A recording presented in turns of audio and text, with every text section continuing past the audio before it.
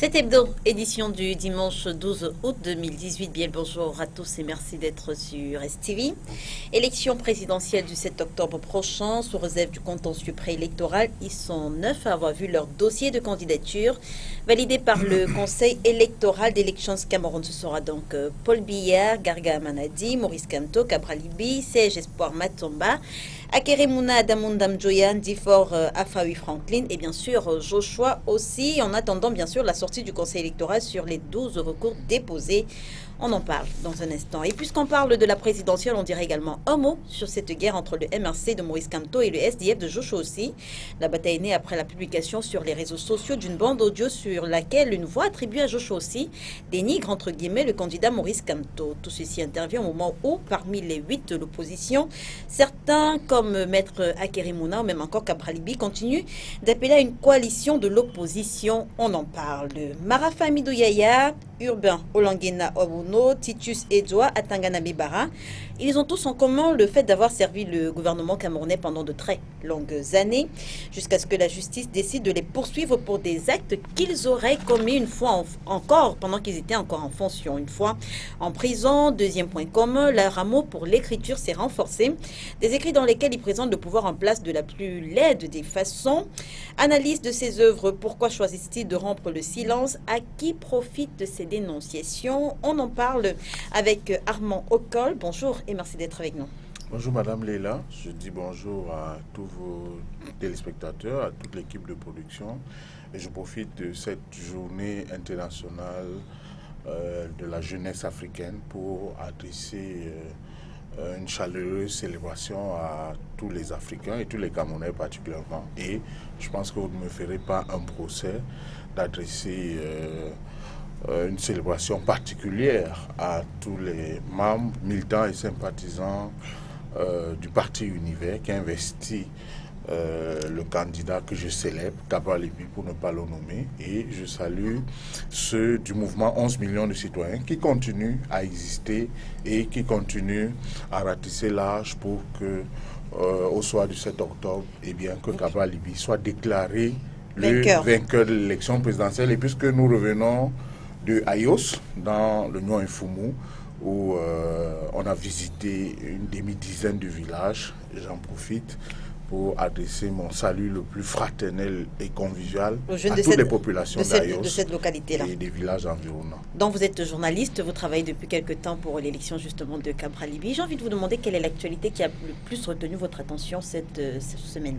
Je pense que deux principales actualités ont retenu l'attention des Camerounais. Il y a eu naturellement la publication de ces listes des candidats à l'élection présidentielle, mais puisque on va en parler tout à l'heure, je vais réserver mes mots pour la partie réservée à cela. Mais il y a une autre actualité, j'ai envie de dire lugubre celle-là, qui a retenu l'attention des Camerounais également, je crois que vous le savez, c'est l'ignominie avec laquelle un candidat, je suis respectueux des aînés, j'aurais dit un pseudo-candidat, l'ignominie avec laquelle il a éconduit, mais avec une barbarie extrême, une de vos consoeurs, Kati Toulou et Langa, pour ne pas la nommer. Je parle là de Garga Manadi, un acte odieux qu'il faut condamner avec, mais la dernière énergie. Vous ne pouvez pas imaginer, peut-être ce qu'on n'a pas suffisamment dit aux Camerounais, c'est que il n'était pas à son premier forfait ce jour-là. Garga Manadji a fait un ramdam à la télévision nationale pour exiger qu'on sorte du plateau le vice-président de l'UDC, Cyril Sambaka pour ne pas le nommer, et qu'on mette également à côté le maire de Boya. C'est le premier de ses forfaits. Mais il ne s'arrête pas là. Il va jusqu'au bout. Il va demander en direct à une dame de surcroît. Je ne sais pas si vous imaginez l'excuse, mais Gargaman a pensé que Kati Toulou, c'était une militante de l'UDC. Je ne sais pas si ça pardonne. Il y a un grand penseur du monde contemporain qui a dit à quelqu'un qu'il a manqué une occasion de se taire. Sur ce coup, Gaga a manqué une belle occasion de se taire. Parce qu'il va estimer qu'il a imaginer que Cathy Toulou était une militante déguisée de l'UDC, quand bien même ce serait le cas. Vous imaginez Garga Manadji, qui de ce quoi est père d'une journaliste. Donc c'est une journaliste, c'est la consoeur de sa fille, c'est une femme en plus. Vous ne pouvez pas imaginer un candidat qui est engagé à l'élection présidentielle et conduit de la sorte une dame. Au moment où vous avez des aînés comme Jean-Jacques Ikindi qui, eux, œuvrent au moins pour que le Cameroun connaisse des lendemains meilleurs avec le projet qu'ils mènent notamment pour la coalition. Je regrette énormément que le top management de la CRTV, qu'il faut-il le rappeler, est un média de service public. Qui dit média de service public dit que ça appartient à tout le monde. Il est inconcevable, il est inadmissible, il est condamnable qu'un monsieur de cet âge, qu'on dit être détenteur d'une certaine probité morale, se conduise de la sorte. Je regrette également que le directeur général de la CRTV ait laconiquement signé un communiqué pour dire que l'émission se conduisait et la pire des catastrophes, c'est le présentateur de l'émission, si devant président de l'UPF Cameroun, qui n'a pas trouvé mieux que merci à Mokol. Merci à Mokol d'être avec nous ce dimanche, juste en face de vous. Nous recevons Maître Lavoisier Tapi, avocat, mais aussi militant du Social Democratic Front. Bonjour Maître et merci d'avoir accepté notre invitation. Merci Madame et merci l'invitation que vous me faites de participer à votre débat. Je dis bonjour à mes copanalistes et également bonjour à tous les téléspectateurs de STV Télévision qui est bien regardé à l'ouest du Cameroun d'où je viens. Avec vous, on parle justement de cette dernière sortie des LECAM qui fait savoir qu'il n'y aura pas de bureau de vote au palais présidentiel et dans les palais royaux. Cependant, les votes restent maintenus dans les casernes militaires. Vous saluez cette petite victoire du SDF et de l'opposition? Pas du tout. Je ne salue rien parce que, vous savez, le SDF est constant dans ses positions et l'ECAM n'est pas une structure indépendante en charge d'organiser des élections au Cameroun. Le président du conseil électoral de l'ECAM, Eno Abrahams Egbe, que je connais très bien, est un fervent militant du RDPC. Il a été 3 fois gouverneur du nord-ouest, du sud de la Damawa, inspecteur général au ministère de l'administration territoriale. Il n'est pas neutre. C'est un fervent militant du RDPC. Monsieur Éric Essoussé, qui est en charge de la direction générale de l'élection Cameroun. Vous le savez, en 1990, M. Éric Essoussé était directeur de liberté publique au MINAT. C'est lui qui était chargé de la censure des journaux et principalement de la censure des journaux dits de l'opposition. On retrouvait facilement le Messager ou la Nouvelle Expression de 12 pages avec 8 pages en moins, en blanc, parce qu'on avait tout barré au MINAT, etc. Donc c'est un monsieur anti-démocratie et nous l'avons connu ainsi. Il a fallu que les journalistes au Cameroun se battent très fort, se battent énergiquement pour qu'on passe de la censure préalable que M. Éric Essoussé menait à la censure judiciaire, à savoir le dépôt judiciaire des journaux. Donc, ce n'est pas des personnes neutres, c'est des militants du RDPC. Et on ne peut pas me dire aujourd'hui que ces messieurs qui sont convaincus pour le RDPC soient des gens qui sont assez neutres pour organiser les élections. Maintenant, les casernes militaires, est-ce que c'est des lieux ouverts au public? Parce que le code électoral est assez clair. Le DGA de l'ECAM fait savoir que dans les casernes militaires, ils vivent des militaires, mais également leurs familles qui peuvent également voter. Oui, le problème n'est pas là.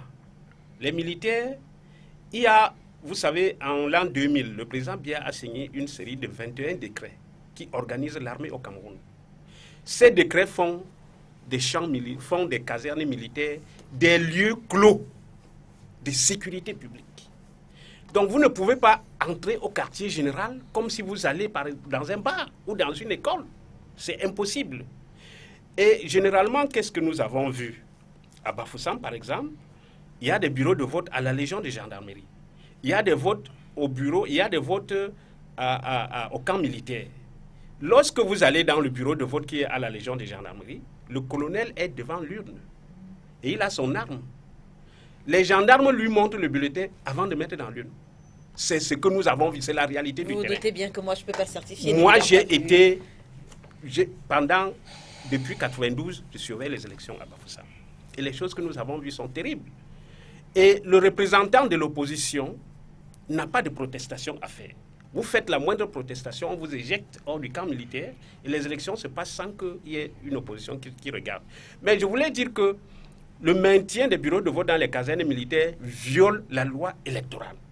Parce que les casernes militaires ne sont pas des lieux publics et ne sont pas des lieux ouverts au public. On devrait délocaliser ces bureaux de vote et faire que les militaires votent dans les quartiers comme tout citoyen normal. Et je pense que là, ça garantirait à chaque candidat les mêmes chances de surveiller et de s'assurer qu'il n'y a pas de fraude. Mais là, le maintien de ces bureaux de vote, et je suis sûr que ces gars du RDPC qui sont à Elekam vont maintenir les votes dans les chefferies. Pourquoi est-ce qu'ils le font revenir ça, madame? Parce qu'il faut bien comprendre les enjeux. Monsieur Paul Biya est en difficulté en 2018. Cette élection est une élection à plusieurs inconnus. Il fait face à des candidats qu'il n'a pas combattu avant. Donc, il y a deux systèmes. On utilise Elekam pour maintenir les bureaux de vote dans les casernes militaires, les chefferies traditionnelles pour favoriser les fraudes électorales. Vous savez que les chefs traditionnels ont été mis sous salaire. Le Cameroun est le seul pays d'Afrique où les chefs traditionnels deviennent des fonctionnaires alors qu'ils n'ont passé aucun concours. Vous extrapolez, maître. Oui, ils ont 200 000, 100 000 et 50 000 par mois. Le L'ECAM a déjà fait savoir qu'il n'y aura pas de vote au palais présidentiel et dans les palais royaux. Je ne le crois pas du tout. Vous leur prêtez des intentions qui... Et le deuxième élément, qui pour nous favorise cette fraude électorale, c'est le refus de régler la crise anglophone. Parce qu'ils savent que s'ils règlent la crise anglophone, ils n'auront aucune voix dans les zones anglophones. Donc, on maintient la crise là-bas pour que l'opposition n'ait pas de voix dans le Cameroun anglophone. Parce qu'il y aura l'insécurité, il y aura la guerre, machin et tout ça. Et puis, ça va les favoriser. Donc, moi, je pense que je suis assez déçu par l'ECAM et par la manière dont ces élections sont en train d'être préparées. Ça n'augure pas de lendemain meilleur pour notre pays. Merci, maître, d'avoir accepté notre invitation ce dimanche. Juste à côté de vous, nous recevons le docteur Bernard Bouguin. Il est politologue, mais aussi militant du Rassemblement démocratique du peuple camerounais. Bonjour, docteur, et merci d'avoir accepté notre invitation ce dimanche. Merci, Leïla. C'est moi qui vous remercie. Je salue les copanélistes et vos nombreux téléspectateurs. J'ai envie de vous demander quelle est l'actualité qui a le plus retenu votre attention cette semaine. Mes copanélistes en ont suffisamment parlé. Ce que je voudrais retenir surtout, c'est l'organisation ou alors la projection d'organiser par le cardinal Toumi une conférence de tous les anglophones. Ça m'intéresse parce que dans le RDPC, nous prônons la paix. Elle est reportée d'ailleurs en novembre. Oui, qui a été reportée en novembre exactement. C'est-à-dire après les élections. Oui, parce qu'on n'a pas voulu qu'il y ait une certaine interférence dans le cadre électoral. Et je crois que c'est une excellente initiative que nous encourageons. Nous avons tout simplement demandé que cela soit reporté à la date dont vous venez de parler. Et je ne pourrais pas laisser passer, permettez-moi, allez-y, docteur, les élucubrations de Maître Tsapi. Quand il dit que la crise anglophone est maintenue par le système en place en vue de remporter les élections, je ne sais pas d'où il tisse une telle conclusion. C'est plutôt le contraire. Nous avons l'impression que nos nombreux militants qui sont au nord-ouest et au sud-ouest, parce que le RDPC est majoritaire dans ces zones, ne pourront pas aller aux élections, justement parce que les ambazoniens vont les en empêcher. Et puisque Maître Tsapi pense bien que les ambazoniens sont du côté de l'opposition, que ce jour-là, il laisse aller librement au vote pour voir de quel côté penchera la balance en ce qui concerne ces deux zones. Maintenant, il nous fait savoir que Paul Biya sera en difficulté en 2018. Sur le plan électoral, il n'a jamais été aussi bien portant. Parce que quand on l'entend parler, on comprend tout de suite qu'il crie déjà à la défaite.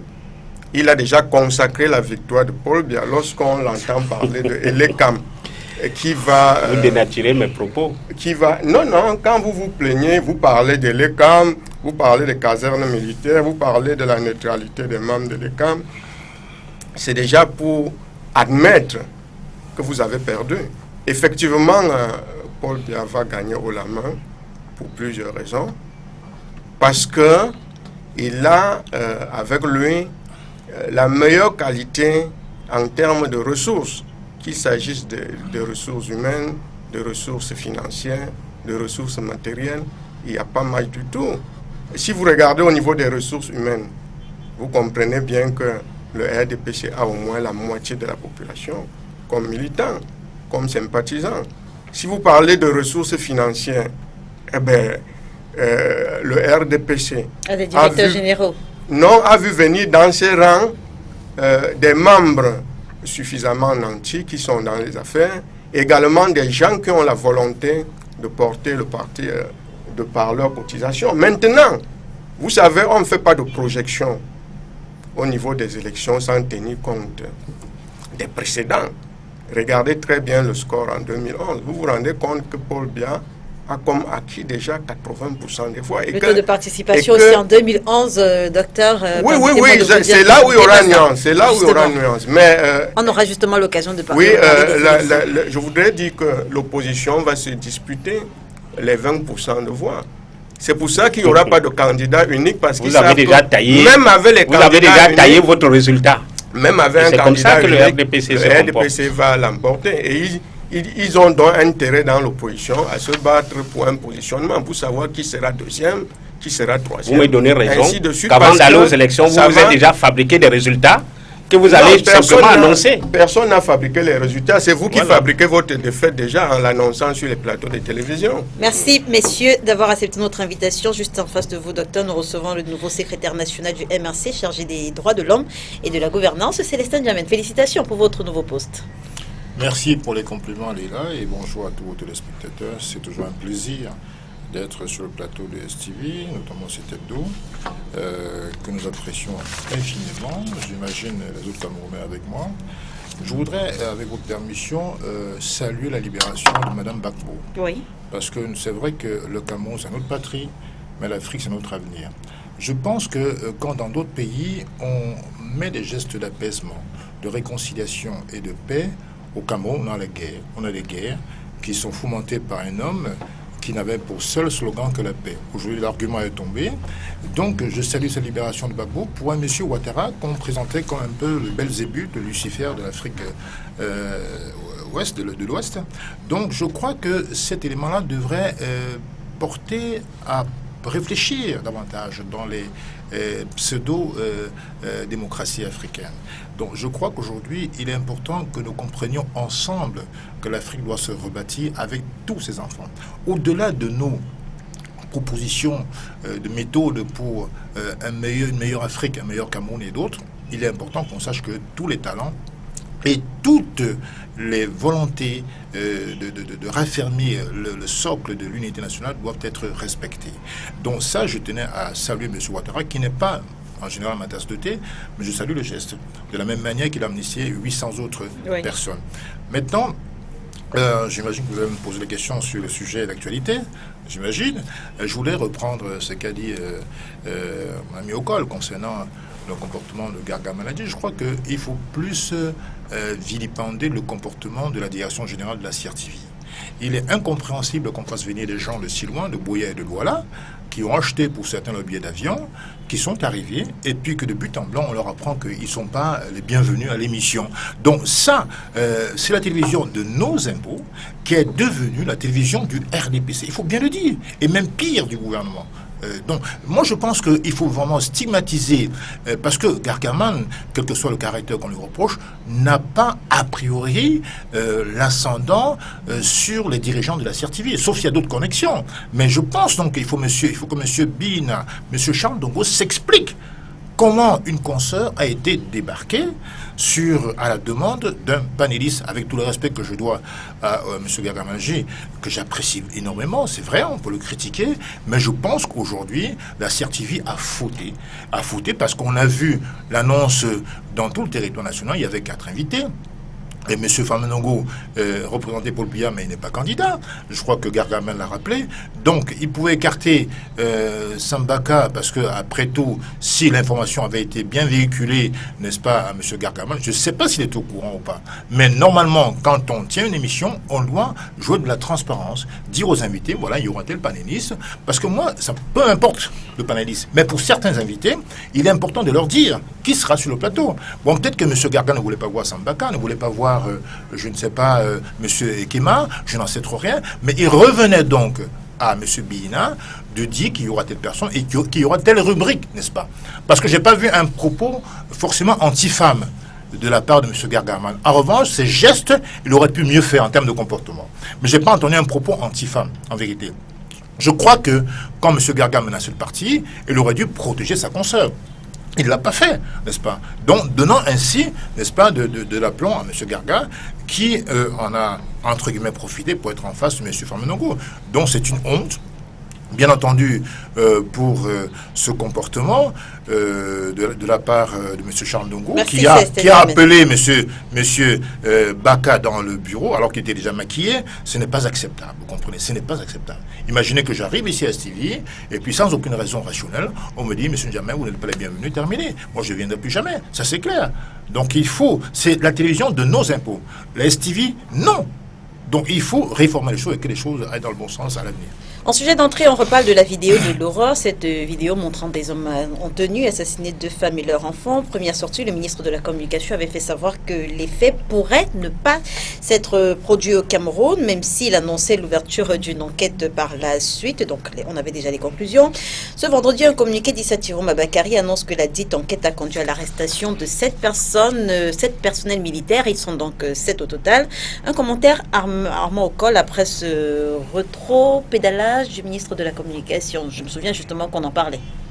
Et si vous allez retrouver les bandes de STV, vous vous rappelez que j'avais alors stigmatisé cette manière de communiquer du gouvernement qui, de but en blanc, avait annoncé qu'il s'agissait d'un fake news. Désormais, au Cameroun, on sait d'où partent les fake news. Les fake news, en vérité, sont une fabrication du gouvernement en vue du projet machiavélique qui projette au Cameroun, à savoir interdire Internet pendant les élections qui viennent. Mais nous prenons ici l'opinion à témoin. Nous mettons en garde le gouvernement du Cameroun, le pouvoir de Yaoundé. Nous leur disons, nous qui avons fait le tour du Cameroun, le candidat à l'élection présidentielle investi par le parti Univers, Cabral Libi, a 3 fois de suite fait le tour du Cameroun. Région, département, plusieurs arrondissements, y compris dans les villages. L'euphorie, l'adhésion massive qu'il a reçue des jeunes là-bas montre que désormais, le pays ne peut plus se gérer comme à l'époque antique. Si Yaoundé tente de vouloir couper Internet au Cameroun, sous le fallacieux prétexte des fake news, écoutez, rien ne prédit que ces élections vont se passer dans le calme le plus total. Mais vous savez l'opérateur téléphonique dont vous parlez a démenti, que nous prenons pour la paix, nous prenons pour que les choses se passent dans des conditions non violentes. Mais c'est l'occasion ici d'attirer l'attention de ceux qui, un seul instant, ont imaginé que pour protéger un monsieur, il faille couper Internet, que cela ne peut pas être admis au Cameroun. Et je voudrais rappeler aux représentants du RDPC sur votre plateau de 2 choses l'une. Soit il s'exprime comme militant du RDPC et il se détache la casquette de politologue. De ma vie, je ne me rappelle pas avoir entendu un politologue s'exprimer avec une telle facilité, avec une telle insulte. Je me demande ce qu'il enseigne à ses étudiants pour prétendre que un politologue dit que le candidat du RDPC a déjà 80% des suffrages. J'ai envie de remettre totalement en cause. Revenons à la vidéo. Mais pour revenir à la vidéo, vous ne pouvez pas imaginer qu'une vidéo qui parcourt le monde, tout un pouvoir comme celui de Yaoundé, ne parvient pas simplement sur la base de données géographiques. Parce que c'était une image Google Maps. Une image Google Maps, on peut facilement la localiser. Cela ne prend pas 2 heures. Demandez à tous les informaticiens, ils vont vous dire que ça ne prend pas 2 heures. Et on peut localiser. Pourquoi? Parce qu'il y a, sur le plan topographique, des points qui ne changent pas. Si vous avez par exemple le fleuve du Vouri, quels que soient les cas, si vous avez une image, en plus une image vidéo, eh bien il est facile de localiser une telle image. Alors vous imaginez que cette image a été publiée et que le gouvernement s'est empressé de dire qu'il s'agissait d'un fake news. Et il aura fallu 1 mois, voire plus, pour qu'ils deviennent faire le démenti. Je trouve que c'est inconscient, je trouve que c'est maladroit, mais je trouve surtout que c'est insultant. Insultant vis-à-vis du peuple camerounais, mais surtout insultant vis-à-vis des familles des victimes. Mais écoutez, on ne se limite pas à faire simplement dans la critique. C'est pour cela que Cabral Libye et le Parti Univers proposent simplement qu'on revienne par ce par quoi on était habitué dans l'antan, les enquêtes de moralité. Oui, vous savez qu'on n'est pas. Il suffit simplement d'instaurer des enquêtes de moralité lors du recrutement des agents des différentes forces de défense ou des forces de maintien de l'ordre pour mesurer la capacité de ceux-là à assumer la fonction des armes. Merci à et la démotivation qu'on retrouve au sein des soldats de troupes fait en sorte qu'à un moment donné, c'est des personnes qu'on ne peut plus maîtriser, on va dire. Maîtriser pour de vrai. Maître Lavoisier Tsapi, tout ceci, on va le dire, arrive au moment où sur Internet, une autre vidéo a surgi, une autre vidéo où on voit l'armée camerounaise commettre ce même type d'acte, sinon encore plus grave. Oui, moi je pense que ceux qui s'échinent à justifier l'injusticiable, à savoir que dans l'armée camerounaise, on se comporte en professionnel, là je cite le ministre de la Communication, on se comporte comme des anges. Le communiqué du ministre de la Communication vient de mentir cette version-là. Et ce n'est pas seulement dans le cas de l'extrême nord que l'on retrouve ces exactions. Ils sont légions dans les régions du sud-ouest et du nord-ouest. Pas plus tard qu'il y a 2 jours, 2 étudiantes de l'université de Boya ont été assassinées, 2 jeunes filles de 20 ans. Je ne sais pour quelles raisons ces jeunes filles ont été assassinées à Boya. Mais pour revenir à cette vidéo de l'exécution des enfants et de leur maman dans l'extrême nord, je dois dire que c'est l'un des crimes les plus barbares, l'un des crimes les plus ignobles que j'ai jamais vu dans ma vie. C'est des choses inacceptables. Fusiller un bébé de 2 ans sur le dos de sa mère. Je pense que si notre armée était aussi professionnelle qu'on le dirait, il y a ce qu'on appelle les prisonniers de guerre.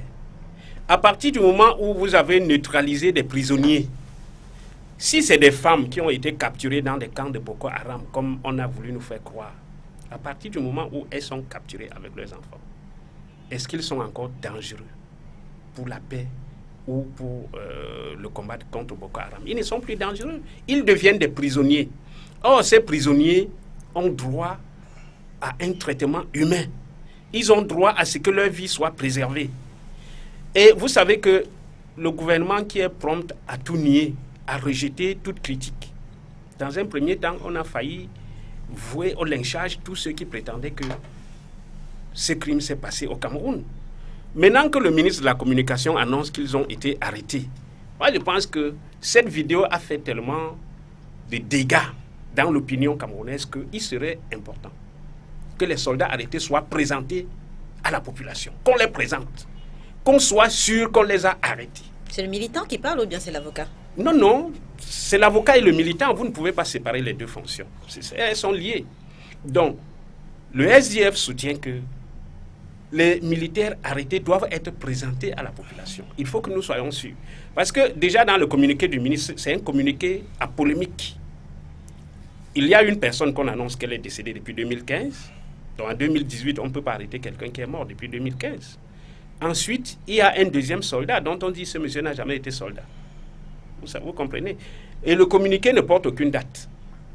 Donc, ça remet en cause ce communiqué. Est-ce qu'effectivement des gens ont été arrêtés? Nous pouvons en douter. Alors, pour que les Camerounais soient sûrs, pour que l'honneur et la mémoire de ces enfants soient honorés, parce que fusiller un enfant de 2 ans, c'est un crime extrêmement barbare, il faudrait que nous voyions ces messieurs, qu'on voit qu'ils sont inculpés, qu'on nous dise leur procès c'est tel jour. Parce qu'il y a des organisations de droits de l'homme qui sont prêtes, même gratuitement, à aller à ce tribunal défendre la mémoire de ces victimes-là. Donc je pense que l'annonce de leur arrestation, bon, je sais que le gouvernement camerounais ne l'a pas fait de son plein gré. L'annonce de cette arrestation fait suite d'abord aux pressions internes que nous, les partis politiques de l'opposition, nous avons exercées, et ensuite sur les pressions extérieures, notamment américaines, qui ont forcé le gouvernement à mettre la lumière sur cette affaire. Il vous souvient que quand cette vidéo est diffusée, Amnesty International donne des détails sur comment est-ce que Amnesty International est venu à conclure qu'il s'agit des soldats camerounais. Amnesty International, à travers ses recherches scientifiques, comme M. Okol l'a expliqué tout à l'heure, a pu localiser le lieu et les militaires qui étaient impliqués. Donc le gouvernement était pratiquement dos au mur et ne pouvait plus cacher la vérité aussi longtemps qu'il a voulu faire. Donc je pense que nous souhaitons qu'il y ait transparence dans ce processus, que ces personnes soient indiquées et que l'opinion soit certaine qu'ils sont jugés et sanctionnés proportionnellement au forfait qu'ils ont commis. Vous pensez que le gouvernement a cédé à la pression pour qu'on aboutisse à ce dénouement? Je pense que la communauté nationale, mais aussi internationale, à travers Amnesty International, a effectivement... peut-être même les réseaux sociaux, suffisamment, entre autres, évidemment aussi, ont suffisamment dénoncé cet acte d'une horreur jamais égalée. Je voulais dire qu'on a vu ça que dans les images d'esclavage, où sur les côtes africaines, certains Européens arrachaient des bébés à leur maman, et pendant l'Holocauste juif. Comprenez? Je dis que traîner une maman sur 500 mètres avec un bébé au dos, la faire agenouiller et lui tirer dans le dos avec son enfant, je ne sais pas si les animaux sont capables même d'une telle horreur. Je ne sais pas. Mon sang a chaviré. Je ne peux pas comprendre qu'un être humain puisse poser un tel acte. Et à l'époque, et je constate d'ailleurs subitement que les soldats maliens sont devenus camerounais, et que les spécialistes en chaussures militaires nous disaient que non, c'était des soldats maliens. Aujourd'hui, j'ai envie de vous lire en une seconde, avec votre permission, Leïla, dans eux, les propos de Chiroma il y a un mois. Je le cite, ministre de la Communication. Et vous comprenez pourquoi on l'appelle griot. Ce n'est pas une insulte. Il dit ceci. Parlant de la vidéo. Il s'agit à l'évidence d'une autre manœuvre de désinformation grossière dont les faits projetés n'ont aucun rapport avec l'action menée par les forces de défense et de sécurité dans le cadre des missions qui leur sont confiées. Dans cette vaine conspiration manifeste, la vidéo qui circule actuellement n'est rien d'autre qu'une malheureuse tentative de transfiguration de la réalité et d'intoxication du public dont il est aisé de démanteler la sincérité au regard des éléments factuels contenus dans cet horrible trucage avec des voix off approximativement apposées sur des séquences visuelles. Le 10 août, donc vendredi dernier, le même homme juge il est inacceptable, après un décret, après une lettre du président de la République qui lance une enquête instruisant dans l'ouverture d'une enquête, effectivement, sur cet acte. M. Chiroma juge inacceptable les exactions commises par les militaires camerounais. Le même homme. D'un côté, il va nous faire comprendre qu'il s'agissait en fait d'un montage grossier attribué à l'armée camerounaise, donc c'est un fake news, c'est tout et n'importe quoi. Et aujourd'hui, il juge qu'effectivement, après l'instruction ordonnée par le président de la République, qu'effectivement, il juge horrible, inacceptable les comportements de l'armée camerounaise. Donc, ça veut donc dire que, finalement, dans quel pays sommes-nous? Nous sommes dans un pays qui marche véritablement à l'envers. Ce monsieur n'a pas démissionné. Il est maintenu au gouvernement. Après une telle affirmation, une contre-affirmation par la suite, le président ne juge mieux que de le maintenir au gouvernement. Comment est-ce compréhensible? On a été la risée du monde. Aujourd'hui, M. Betty Assoumo d'ailleurs, lui-même, n'a pas démenti la version première de M. Chiroma. On a l'air de quoi aujourd'hui? Les enquêtes se poursuivent à Célestin Djamé. Non, l'enquête a été ordonnée par le président de la République. Au départ, c'était un fake news. Il ne s'agissait même pas d'un fait qui s'est passé au Cameroun. C'était même dans le Sahel malien, alors qu'on sait bien que le Sahara traverse aussi une partie du Cameroun. Vous comprenez? Donc on ne peut pas comprendre qu'un ministre qui fait de telles déclarations aussi contradictoires soit encore aujourd'hui au gouvernement. C'est absolument incompréhensible. Donc moi je pense qu'il faut revenir. Et c'est pour ça que comme le professeur Maurice Kamto parlait de gouvernement exemplaire, d'institutions de la République. Parce qu'en fait, il faut donner aux Camerounais le sentiment que ceux qui les gouvernent ont quand même un minimum d'éthique. Là, c'est absolument pas le cas. C'est regrettable. Docteur Bouguet, est-ce pour autant qu'on devrait jeter l'opprobre sur toute l'armée camerounaise? Non.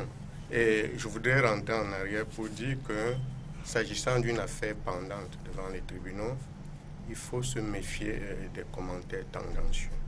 J'ai cru percevoir de tels commentaires il y a quelques instants avec le valeureux avocat Metsapi. J'ai l'impression qu'il doit encore retourner un peu à ses cours de droit en matière de BABA. Mais permettez-moi de dire que ceux qui ont été arrêtés bénéficient encore de la présomption d'innocence, qu'aucune culpabilité... Le communiqué du ministre le précise par ailleurs. Oui, qu'aucune culpabilité n'a été établie. Il faut faire attention avec cette justice de l'opinion publique qui consiste à jeter en pâture des gens qui ne sont encore que des suspects. Et vous voulez me remettre en cause la vidéo et les images qu'on a vues en direct? Permettez-moi de parler droit, s'il vous plaît. Permettez-moi de parler droit, s'il vous plaît. Le droit, ça c'est un flagrant délit. Vous êtes dans la rumeur. On n'est pas dans la rumeur, c'est un flagrant délit. Des militaires que l'on voit en direct tirer sur des gens qui meurent. Et puis vous venez dire qu'ils sont encore présumés innocents. Il y a ceci, il y a cela. Mais n'insultez pas la mémoire des morts comme ça là. Bon, le RDPC, vraiment le RDPC exagère. Merci, Ben. Non. Allez-y, docteur. Vous exagérez. Allez-y, docteur. Ne défendez pas l'indéfendable. Maître Tsapi, permettez. Vous savez, c'est facile de pomper des déclarations sans en présenter la moindre preuve. Vous ne connaissez aucun de ces individus pour parler de flagrant délit. Qui les a appréhendés en flagrant délit? J'ai l'impression, en tout cas. La vidéo est là. Je suis en train de dire que, jusqu'à présent, ceux qui ont été interpellés bénéficient de la présomption d'innocence jusqu'à ce que leur culpabilité soit établie. Et ils auront des avocats. Bon, maintenant, ce que je voulais dire, peut-être qu'il y a quelques indices, mais ces indices ne suffisent pas à jeter en pâture. Maître Tsapi demande qu'on jette en pâture ces individus devant le public, qu'on les présente. Vous vous rendez compte de ce type de justice? Est-ce qu'on ne présente pas souvent les malfrats qu'on arrête là? Les bandits de grands chemins, on les présente à la télévision. Écoutez, pourquoi ne pas présenter cela? Comme Célestin Djamé l'a dit, l'acte a été horrible, inimaginable. Quand j'ai entendu accuser les militaires camerounais, je me suis exclamé, quel scandale! Pour dire qu'il était impossible que des militaires camerounais bien formés tels que nous le connaissons puissent poser ce genre d'acte. Donc je peux comprendre que le ministre Issa Chiroma ait d'abord rejeté en bloc ces accusations parce que c'est inimaginable. C'est inimaginable qu'on tire sur une femme qui a un bébé au dos. Mais de là, à regarder la vidéo et à penser que c'est parce que quelques individus ont été remis entre les mains de la justice qu'ils sont déjà jugés comme étant coupables, je pense que le pas a été très vite franchi et qu'il faut laisser la justice faire son travail dans la sérénité, parce que l'opinion publique perturbe la justice. Merci, docteur. Et ça, ce n'est pas permis. Parmi les gradés dont le ministre de la Communication a cité les noms, il y a effectivement l'un des militaires qui avait été cité dans les réseaux sociaux. Et d'autres disaient que c'était une fausse page Facebook, en vérité. Donc il y avait une intention du ministre de voiler la vérité. de ne même pas donner un commencement comment dirais-je, de présomption de vérité dans ce que nous disions. Donc, en vérité, si le président de la République n'avait pas eu cette pression de la communauté internationale et nationale, des partis politiques en particulier, il n'aurait jamais instruit cette affaire et M. Tiroma n'aurait pas fait volte-face. Donc, en vérité, il y avait des commencements de preuves qui indiquaient clairement que ce n'était pas un montage vidéo. Tout simplement. Merci, et je dois dire que d'ailleurs, être exemplaire. La recrudescence de ces exactions remet en cause le mode de recrutement dans notre armée. L'a dit. Le mode de recrutement dans notre armée est, vous savez, quand c'est des... On a pris beaucoup de bandits pour mettre dans notre armée. Parfois par la voie de corruption ou par la voie de copinage, etc. etc. Moi, je pense qu'il faut revoir tout ça. Et c'est pour ça que le SDF se bat pour que ce système dégage. Qu'en 2018, on n'ait plus affaire à des gens qui se comportent comme ça. En quelques secondes, Madame Lila, je ne sais pas si nous parlons de la même chose ici. Oui, pour la présomption d'innocence, parce que le juge n'a pas encore rendu son verdict. Et en attendant que le verdict ne soit rendu, effectivement, les suspects bénéficient de la présomption d'innocence. Nous sommes totalement d'accord. Mais est-ce que vous avez conscience de ce dont on parle? On parle de 2 femmes, 2 bébés, 2 enfants à peine âgés de 2 ans qui sont lâchement assassinés à Mondovision. On parle donc là de la vie des individus. Ces personnes sont tuées, leur mémoire bafouée, parce que tout un pouvoir, tout un gouvernement fait l'insulte de 25 millions de Camerounais en parlant de fake news avec une facilité déconcertante. Et si vous avez des ONG nationales, le REDAC notamment, et beaucoup d'autres, qui disent, écoutez, faites attention. Là, il ne s'agit pas de fake news. Il s'agit de faits qui se sont passés dans notre pays. Faites attention. Le mépris prend le dessus. Il y a un monsieur, un cadre Minkom qui s'appelle Charlatan Amanda. Il y a un autre militant du RDPC ici à Douala qui s'appelle Hervé Emmanuel Kom. Monte au créneau. Le Cameroun est attaqué. Les puissances étrangères veulent déstabiliser le Cameroun. Le Cameroun est en danger. Paul Biya est visé. Et le gouvernement va dire, il s'agit de trucage. Alors que 4 vies viennent de tomber de la manière la plus lâche possible. 1 mois et demi après, comme par enchantement, les mêmes personnes qui disent qu'il s'agissait de fake news, qu'il s'agissait de trucage, viennent dire en vérité, c'était la vérité. Est-ce que vous mesurez de quoi il s'agit? 4 Camerounais, 4 compatriotes sont tombés sans qu'on ne sache quel crime ces personnes ont commis. Je dis, face à une situation comme celle-là, c'est tolérance zéro. Mais dites-moi, allô Yaoundé, existe-t-il un chef d'état-major des armées dans ce pays? Mais bon Dieu, existe-t-il des magistrats militaires? Parce que c'est des personnes qui ont été tuées aux armes à feu. C'est le tribunal militaire qui se saisit de cela. Mais dites-moi un peu, ça veut dire qu'on peut lâchement tuer et on peut humilier les personnes qui sont décédées. Imaginez-vous un seul instant qu'il n'y ait pas eu le ramdam, que les partis politiques, les ONG, que la toile, on donne le sentiment au Cameroun que Facebook, les réseaux sociaux, c'est la nouvelle arme de destruction massive. Mais voilà que grâce à Facebook, aujourd'hui, on sait que ces personnes n'étaient que des pauvres victimes. À partir de ce moment, s'il vous plaît, arrêtez le déni, arrêtez le mépris. Une vie n'a pas de prix, une seule. Là, il y en a eu 4. Imaginez-vous donc le nombre de nos compatriotes qui sont lâchement assassinés au quotidien sans qu'il n'y ait le même rendement. Vous terminez à J'estime donc pour ma part, et je termine, j'estime donc pour ma part que ceux qui, le 7 octobre, vont prendre le bulletin du candidat du RDPC et le mettre dans l'urne, sont également complices est coupable Merci, de ce genre de Armand choses. Cole.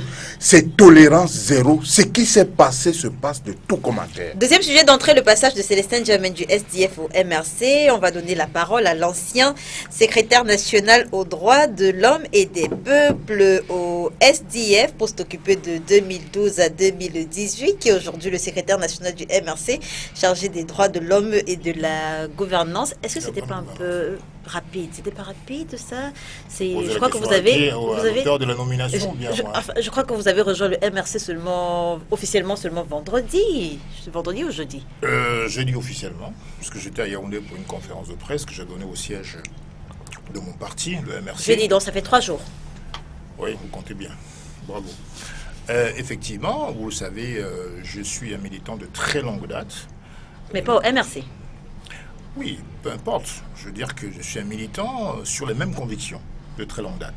Je crois que le MRC et son président ont tenu compte, je le suppose, de cet élément-là. Donc je ne suis pas novice dans le militantisme et sur les convictions et les valeurs qui sont les miennes depuis très longtemps. Je crois donc que c'est une question supplémentaire, un éclairage particulier à avoir. Il reviendrait aux médias peut-être d'interroger le président qui m'a nommé à ce poste-là. Quant en ce qui me concerne, je n'ai pas à être surpris plus que cela, puisque vous savez très bien que moi, je ne suis pas militant alimentaire, je suis un militant de conviction, elles sont anciennes mes convictions.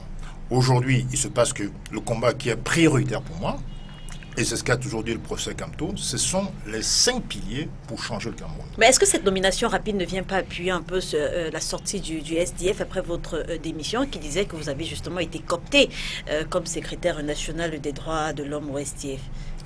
J'ai choisi d'adhérer à un parti qui s'appelle le MRC. Je n'ai pas été coopté. Je vous laisse ce terme-là. Je crois que c'est le thème du communiqué du SDF, en fait. Oui, ils font le communiqué qu'ils veulent, c'est leur droit.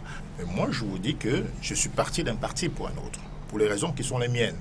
Il est clair que vous pouvez peut-être partager avec si je me sentais spécialement bien dans la famille politique où j'étais, je serais resté. Je pense aujourd'hui qu'on a besoin d'une position résolue, ferme et non complaisante vis-à-vis de pouvoir en place. Je pense qu'il est important de comprendre aujourd'hui que 2018, c'est un virage très important.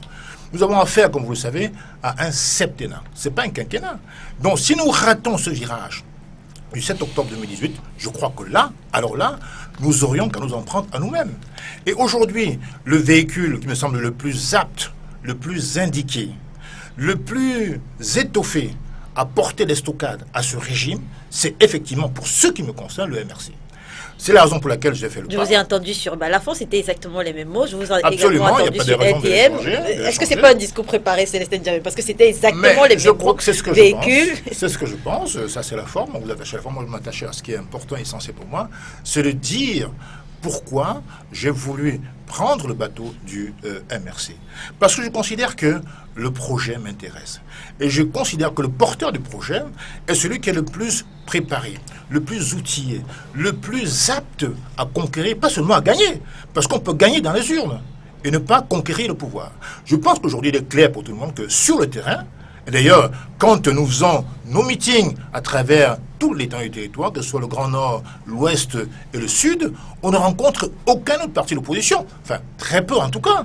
Donc, ça veut donc dire que sur le terrain, très peu en tout cas, je précise, ça veut donc dire que sur le terrain, évidemment, l'énergie déployée par M. Kamto, sa carrure, son charisme, sa volonté d'en découdre sont totalement manifestes. Et vous en donnez l'envie de rejoindre le parti. Par rapport à cela, je considère qu'aujourd'hui, tous les Camerounais de bonne foi, tous les candidats lucides devraient choisir le vote utile et le meilleur candidat, n'est-ce pas, qui pourra permettre, pour une fois au moins aux Camerounais, de goûter à la sève, au nectar de la de ce qu'un pénalty peut donner. J'aimerais qu'on reste sur votre personne, Célestin Djamène.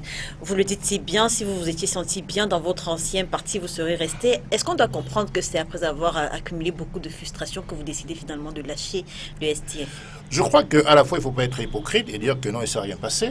En même temps, il est totalement inutile, au moment où je parle, de m'appesantir sur les frustrations, sur les dissensions, sur les divergences que j'ai connues avec mon ancienne formation politique. Ce n'est pas très utile.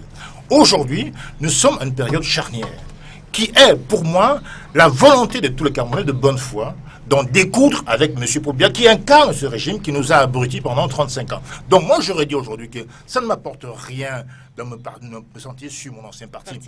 Je crois que je ne peux que leur souhaiter bonne chance, mais je pense que le meilleur candidat, je crois que le candidat du SDF devrait en toute humilité s'aligner derrière celui du MRC. Parce qu'en vérité, aujourd'hui, qu'est-ce qu'on veut tous après? C'est l'alternance. C'est le choix du changement. Ce changement ne peut être porté que par un monsieur qui a l'étoffe, qui a la carrure nécessaire. Une dernière question. Pour apporter effectivement ce changement. Depuis combien de temps est-ce que vous pensez à partir du SDF? Ben écoutez, c'est pas une affaire d'une journée. On se lève un matin du pied levé pour dire que voilà, je quitte un parti. Donc c'est une longue maturation dans ma réflexion qui m'a conduit à prendre cette décision. Aujourd'hui, je n'ai pas ma conscience n'a pas d'heure supplémentaire à faire. Je considère simplement qu'aujourd'hui le choix est le bon. Le bateau dans lequel je suis est le bon bateau. Il n'a pas pris l'eau. Nous irons à bon port, c'est-à-dire à Etoudi, pour chasser celui qui est là depuis effectivement 25 ans. Mais ce n'est pas un plan de campagne. Le projet de M. Camton est là sur la réforme institutionnelle, politique, sur l'industrie, la lutte contre les APE, la sortie du CFA, sur les centres de métiers pour les jeunes, n'est-ce pas, sur les filières parallèles, sur les contrats de performance, n'est-ce pas, pour les universités, sur effectivement, comment dirais-je, la mise en place sur le plan social, la lutte contre le tribalisme. Voilà toutes ces raisons qui m'ont amené à choisir le bateau du MRC. Maître Lavoisier-Tsapi, au SDF, comment est-ce qu'on prend cette décision de Célestin Djamène de quitter le parti? Je vais quand même reprendre quelques thèmes du communiqué suite à la démission de Célestin Djamène. Le communiqué parlait d'une vacuité affligeante, donc c'était une démission, une démission sans importance, d'une vacuité affligeante. Le communiqué revenait également sur le fait que Célestin Djamène avait été écopté au poste de secrétaire national. Le communiqué revenait également sur le fait que Célestin Djamène ne payait pas ses cotisations. On l'a mauvaise au SDF ce départ? Non, pas du tout. C'est un non-événement pour nous. Et je voudrais dire qu'au moment où M. Célestin Djamène part du SDF, je voudrais rappeler qu'il est conseiller municipal SDF à Douala 1er. Donc vous voulez qu'il démissionne? Donc il continue de manger dans le plateau du SDF.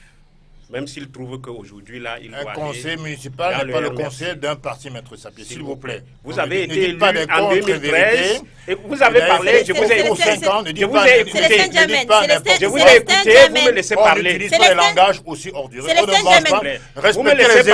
Respectez donc les élus, s'il vous plaît. Célestin Djamène, si vous voulez réagir, si vous voulez réagir, Célestin Djamène. On est élu sur une liste, c'est vrai. Mais quand on devient député au conseil, on est député conseiller des populations. Merci Célestin Djamène. Permettez qu'il mange pas. Voilà la conception de la démocratie. On va vous manger. Célestin Djamène, permettez qu'il s'exprime. Allez-y. Vous êtes actuellement conseiller municipal SDF à Douala 1er. Oui. Ça, c'est la première chose. La deuxième chose, il est parti seul. Il n'a amené personne. Ah, c'est vous qui le dites. Et la troisième chose, le départ de M. Djamène, je le compare au comportement de Momo Jean de Dieu que nous avons tous vilipendé sur les réseaux sociaux. C'est des motivations alimentaires. Et je vais vous expliquer pourquoi. Quand on adhère à un parti politique, on adhère par conviction. Ça veut dire qu'on accepte le statut, la ligne politique, le règlement intérieur de ce parti. On ne peut pas militer 15 ans dans un parti politique, accepter la conviction de ce parti politique, être un élu de ce parti politique. Et par la suite, on vous dit, c'est le diable partout. Vous comprenez? Le MRC et le SDF n'ont pas la même idéologie. J'aurais encore compris que M. Djamène démissionne du SDF, qui est un parti socio-démocrate, pour aller dans un parti d'obédience socio-démocrate. Le MRC est un parti libéral, un parti capitaliste. Et vous savez, dans le SDF, nous nous battons pour une meilleure redistribution des fruits de la croissance à travers le fédéralisme. Redonner le pouvoir au peuple, permettre que le développement de notre pays parte de la base, que les écoles primaires soient construites à partir des régions, que l'élevage, la pêche et tout ça soit développé à partir des régions et non à partir du pouvoir central, etc., etc. Et ça va permettre un boom économique. Le MRC est contre cette politique-là, parce que le MRC n'accepte pas que le pouvoir descende à la base à travers le fédéralisme. Et Archifoleux, si ouais, vous, bon. si j'ai dit tout à l'heure que M. N'Djamène est parti parce que c'est des problèmes d'argent. En 2013, lui, il cherche à aller à l'ADD de Garga Aman Hadji parce qu'il n'a pas l'argent pour payer la caution du municipal, 50 000. Aussi, le récupère et paye sa caution. C'est aussi qu'il paye les 50 000 pour qu'il soit élu conseiller municipal. 50 000, il n'en avait pas. Et par la suite, il a cherché à être 4e vice-président national du SDF au congrès de Bamenda. Il a préparé le dossier, il n'avait pas les moyens de payer la caution de candidature. Vous comprenez? Et il n'a pas pu se présenter à ce poste-là. Il a cherché à être président régional du SDF. Malheureusement, là encore, il n'a pas eu les moyens de financer sa campagne et de battre l'honorable Jean-Michel Nidje. Donc, le MRC lui propose qu'aux prochaines élections, on va faire de lui tête de liste aux législatives et on va financer sa caution. Parce que quand on milite, quand on milite sans moyens, quand on n'a pas les moyens de sa politique, c'est extrêmement difficile. Vous avez eu le même exemple avec Hélène Bilobé. Momo Jean Dans de la Dieu. politique au SDF, c'est surtout les moyens. Non, non, c'est pas que la politique au SDF, c'est le problème de moyens. Nous avons un genre de militants que, quand il voit 10 000, il est prêt à fuir. C'est des militants sans conviction. Vous comprenez? Quand on est convaincu, moi je suis dans le SDF depuis 1990, je suis avocat, pourquoi je ne suis pas parti? Le SDF a fait de M. N'Djamène conseiller municipal. Au moment où il démissionne, au congrès de 2012, nous avons créé un poste, c'était nouveau, secrétaire national aux droits de l'homme. Le chairman a eu confiance en M. N'Djamène et l'a coopté comme secrétaire national aux droits de l'homme. Mais ce que je sais, c'est que il fallait pas avoir de l'argent pour poser sa candidature. Oui, on a créé un poste, on l'a coopté.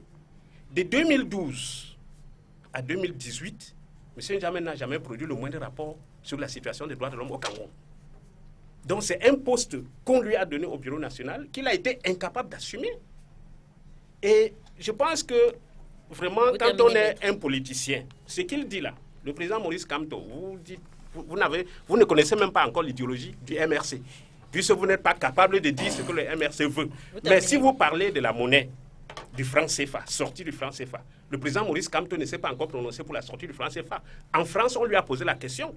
Maurice Kamto était pour qu'on se maintienne dans le franc CFA.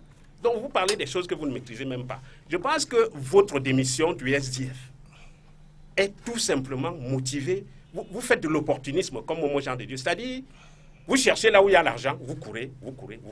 Et je vous rappelle... Il y a l'argent dans le MRC.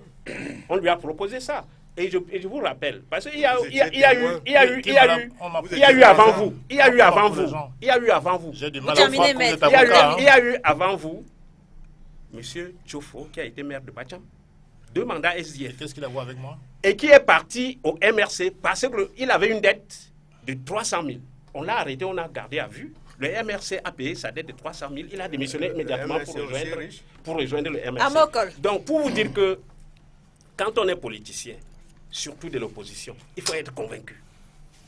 Le SDF, lui, il n'a rien à Je reprocher vais actuellement répondre au à cette SDF. série d'inepties. Vous partez Tout à l'heure. étant membre du bureau national du SDF, vous partez étant conseiller élu du SDF. Pourquoi le MRC ne vous a pas fait élire en 2013 Je vais répondre à ces aujourd'hui? inepties. À ces Merci, inepties. maître. Je vais répondre à ces inepties. C'est de tout à l'argent. l'heure. Parce que même au jour d'aujourd'hui, Vous êtes avocat. vous ne pouvez pas justifier d'un emploi qui vous rapporte 100 000 francs le mois. Vous êtes Merci, avocat. Qui maître. vous Merci, permet de merci, financer, maître. À Vous Mokol. êtes qui vous permet de Vous financer êtes- vos Merci, activités. maître. Merci, avocat, maître. n'est-ce Merci, pas? maître. Oui. Merci, merci, Vous faites maître. de la diffamation. Donc, Merci, maître. Merci, maître. diffamation, Merci, oui, merci. n'est-ce pas? Oui, Vous êtes je avocat, fais n'est-ce de pas? la Maître diffamation. Tsapi, Maître Vous Tsapi. voulez voulez dire, une plainte? mais je voulais dire Maître que Lavoisier c'est Tsapi. votre Maître ventre. Lavoisier. C'est votre Maître ventre. Maître Lavoisier C'est Tsapi. c'est horrible Maître- d'avoir des avocats Maître comme ça Lavoisier Tsapi. qui Merci. viennent pisser dans leurs Merci. culottes en Merci. direct à la Merci, télévision. maître. Non, Je vais j'ai dit répondre- que c'est Maître votre Lavoisier Je vais ventre. répondre qui point par milite point à vos votre inepties. militantisme. Maître Vous Lavoisier, avez Maître ébruité Lavoisier sur le Tsapi. plateau tout à l'heure. Merci, merci. C'est Point les par jamais point. vous aurez la parole. À Mokol. Voilà les avocats camerounais. Le regard d'Amokol. Les avocats. Écoutez, Leila, vous ne Je ne pouvez suis pas pas censeur apprécier. sur votre Non, plateau.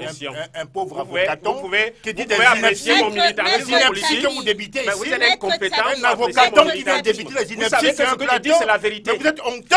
Messieurs, Vous êtes Comment gravissime. Messieurs, Vous aurez une plainte, monsieur. Vous êtes pire que Vous Momo aurez Jean Dédier. vous aurez une plainte. Messieurs, Vous aurez une messieurs, plainte. C'est moi messieurs. qui vous le dis. Maître Roland Débiter Tapi. de telles Mais inepties à la télévision. j'ai pitié de Mais MRC. c'est grave. Parce que vous Mais n'apporterez c'est rien au grave. MRC. Mais c'est On prend la grave. transition. On prend la transition. Merci. Un messieurs. avocaton qui va débiter les inepties. Vous sur un n'apporterez rien au plateau de MRC. On télévision. reprend la C'est moi qui vous le transition. dis. Le temps que les messieurs je se vais calment. répondre. Vous aurez l'occasion de vous répondre.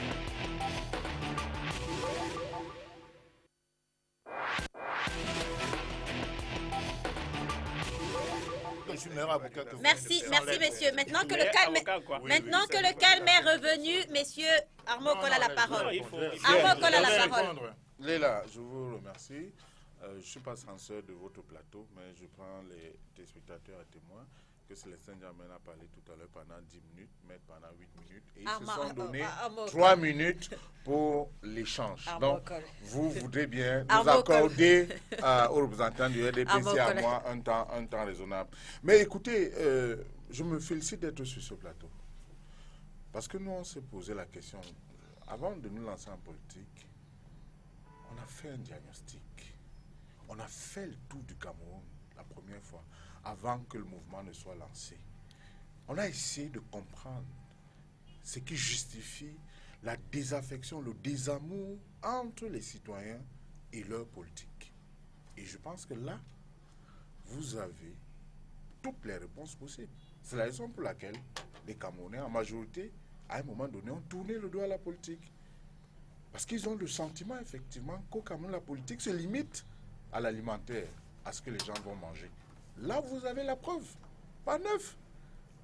Vous avez là 2 camarades qui sont restés ensemble pendant 6 ans, qui regardaient l'avenir du Cameroun et de leur parti politique dans la bonne direction.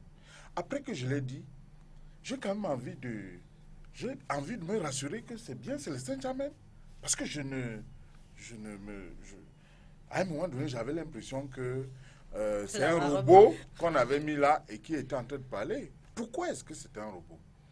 Célestin Djamène, qui est mon ami. Quand je vous parle d'amis, je le dis sincèrement, c'est un ami. Lui et moi, nous avons beaucoup de faits ensemble. Je me rappelle qu'au lendemain des élections de 2011, lorsque j'animais encore des plateaux comme celui-ci, j'ai posé la question à Célestin Djamène concernant le score du MRC. Alors, laconique, il leur souhaitait la bienvenue dans cette arène en leur disant la politique n'est pas facile. Il venait en 2013. Non, 2011, élection présidentielle non, 2013, double scrutin, au double scrutin. Il disait, vous avez bien noté que le SDF demeure le leader de l'opposition et se gargarisait. Mais au moins, Célestin Djamène a un mérite. Il est intelligent. Parce qu'en 3 jours, faire le vide dans sa tête sur le SDF, s'approprier déjà avec une telle dextérité le programme politique du MSC et de son leader, je dis Célestin, chapeau bas. Mais j'ai envie de vous rappeler, Célestin Djamène, que vous miroitez déjà la victoire du MRC. Mais chapeau. Moi, je la salue. Très bien. Je salue cette nouvelle façon de voir. Vous savez pourquoi je la salue? Non. Parce que Célestin Djamène a vilipendé. Il a critiqué, mais au vitriol, Cabral Libye, lors du lancement d'abord de l'opération 11 millions d'inscrits, avant 11 millions de citoyens, pour dire que c'est un perdu. Il raconte des histoires, il raconte des inepties, il est dans le faux débat. Le débat, ce n'est pas les inscrits. Le débat, c'est le code électoral. Il me semble, sauf si vous me dites le contraire, qu'au moment où j'entrais dans ce studio, on va vers ces élections avec le même code électoral qu'elle a depuis, qui n'a pas du tout changé. Donc, Célestin Djamène vient de faire un rétropédalage comme le gouvernement du Cameroun. Il estime désormais que on peut gagner à cette élection avec le même code électoral. Fini les insultes. J'attends donc que le même Célestin Djamène Vous expliquez. présente également les excuses ici à Mondovision à tous ces jeunes qui, matin, midi, soir, sous les intempéries, portaient les chaises sur la tête, parcouraient des dizaines de milliers de kilomètres pour aller demander à leurs concitoyens de s'inscrire. Il les a traités de moutons de Panurge. J'attends les mêmes excuses pour qu'ils reconnaissent que le débat sur le code électoral, que nous estimons comme un débat qui a sa raison d'être, mais qui n'est certainement pas un débat opportun. Parce que nous sommes là dans ce qu'on appelle le rapport de force. Quand vous allez discuter avec plus fort que vous, plus fort en termes de excroissance de l'administration, parce que, il faut le dire, le parti État dirige l'ECAM, le Conseil constitutionnel, ainsi de suite, ainsi de suite. À partir de là, nous estimons que aller débattre sur le code électoral ne va forcément pas produire les résultats. Par contre, sensibiliser les gens afin qu'ils aillent s'inscrire, le moment venu qu'ils aillent voter, qu'ils contrôlent le vote, nous avons estimé que c'était plus opportun. Moi, je n'ai que 2 minutes, vous voulez me laisser la parole. Mais après que j'ai dit ceci, non, faisons très attention. La politique, c'est l'art de gérer la cité. La politique, ce n'est pas travailler pour son ventre. À Célestin Djamène, j'ai envie de dire, mais chapeau bas. Bon vent au sein du MRC. Mais la politique, ce n'est pas les insultes. La politique, ce n'est pas le mépris. La politique, ce n'est pas la critique acerbe au vitriol comme vous l'avez faite. Si vous n'aviez pas été mon ami, je ne suis pas sûr que j'aurais été sur ce plateau. Parce que vous avez été ignoble, Célestin Djamène. Peut-être que vous l'avez oublié. Vous avez été ignoble vis-à-vis de tous ceux qui se sont joints pour estimer que dans ce pays, on peut redonner l'amour aux Camerounais, on peut aller à cette élection, même avec ce code électoral, et que si on se met ensemble, on peut gagner. Et c'est ce que le leader candidat investi par le parti Univers n'a eu de cesse de le dire. Tout à l'heure, quand on parlera, ce sera... Merci à Mokol. Le dernier mot, c'est Célestin, de vous à moi. N'insultez pas les Camerounais à ce point-là. Et moi, je sais que vous n'êtes pas tribaliste. Je le sais pertinemment, parce que je l'ai dit, vous êtes mon ami. Mais écoutez, votre départ du SDF pour le MRC risque, je dis bien, risque de donner le sentiment aux gens qui pensent que, eh bien, votre nouvelle chapelle politique est une chapelle acquise à certains. Merci Pas à moi, Mokol. mais les autres. Allez-y, docteur, vous avez la parole. Ben, Leïla, vous vous rendez compte à quel point nos opposants sont bas. Je viens d'assister en quelques minutes à une passesse extrême dans les termes, dans les injures, dans les invectives. C'est inimaginable. Je voudrais demander à M. Sapi et à M. Okon, faites attention, comme vous l'avez dit, la politique, ce n'est pas un jeu d'enfants. Allez faire vos classes. Qu'est-ce que vous nous débitez sur un plateau de télévision? Faites attention. Si vous êtes sur un plateau, respectez ceux avec qui vous êtes. Si c'est des ragots de la rue, faites-le dans la rue. On n'en a pas besoin. Ce que le peuple camerounais veut actuellement, ce n'est pas demander à quelqu'un quel est votre salaire, vous travaillez où, vous êtes un mendiant, vous êtes là pour l'alimenter. Ce n'est pas ça qui est intéressant. Je ne suis pas là pour ce genre de débat. Cela dit, je voudrais vous rappeler, si vous ne le savez pas, que M. N'Djamène, sur le plan rationnel, est allé au MRC parce que l'offre du MRC rejoint les exigences qui sont... Vous êtes sympathisant. Je voudrais faire la transition. Vous êtes sympathisant du MRC, vous allez vous comprendre également. ma transition. Laissez-moi me Mais défendre. docteur, c'est à lui de le dire. Non, vous allez comprendre ma transition. Je parle... Là, maintenant, j'ai fait une petite virgule. Célestin dit qu'il n'a pas besoin Je vous dis d'avocat. que sur le plan Non, rationnel, un politologue ne s'exprime pas comme ça. Écoutez, Non, c'est pas je dis possible. que quand Non, vous quelqu'un n'êtes pas quitte un politologue. parti Là, pour vous un êtes autre- militant. Oui, écoutez. Un politologue ne parle pas de débiter. Oui, Il ne parle pas. Permettez mes minutes, s'il vous plaît. Permettez mes minutes. Allez-y, Ce docteur. que je voudrais dire, c'est que sur le plan rationnel, l'homme étant un être rationnel, le choix est rationnel. Mais ce que je voudrais vous faire comprendre, c'est que l'offre du MRC a beau être une offre alléchante, il n'en demeure pas moins vrai que l'offre du RDPC est 1000 fois meilleure. Et que Célestin aurait dû rejoindre plutôt le RDPC. Comme Maître Momo, ne m'arrachez pas la parole, vous avez laissé la parole longtemps. Comme Maître Momo, comme Bandakani, que ce serait qu'ils auraient cessé de brailler. Est-ce que vous n'avez pas l'impression d'être très ridicule? Je voudrais lorsque vous, permettez-moi qui êtes un père vous n'avez pas de le famille, monopole, dans un pays comme le Cameroun, où on doit faire 7 heures pour partir de Yaoundé à Douala sur une distance de 235 km, vous estimez que celui qui est le candidat de cette formation politique a la meilleure offre? Est-ce que vous n'avez pas honte? Est-ce que ce soir, lorsque vous allez rentrer, vous allez pouvoir discuter avec vous? Est-ce que vous avez le sentiment d'être celui? Allez-y, vous terminez, docteur. Allez-y. Bon, je ne voudrais pas parler de son candidat parce que c'est un poids plume par rapport à certains poids lourds. On aura l'occasion de juger les poids, des uns et des autres durant la campagne. Voilà. Et je voudrais dire, puisque vous permettez qu'on parle le poids plume Cabral Libye, sur tous les plans, vous dépasse à plat couture, y compris dans la science. Parce que lui, il ne s'exprime pas avec une telle ignominie, un tel mépris. Sur le plan de la science, je ne parle pas du bagage sur le plan intellectuel, sur le plan politique et comme consultant. Vous ne pouvez même pas, c'est-à-dire à plat couture, il vous tape en tout point de vue. Merci Il n'y a même pas un seul merci à pour lequel vous pouvez aller avec. Allez-y, docteur, allez-y. Bon, je voulais m'exprimer en disant que l'anthropophagie politique du SDF est avérée. Vous connaissez l'anthropophagie, c'est quoi? Vous connaissez le nombre. Nous mangeons déjà les êtres humains?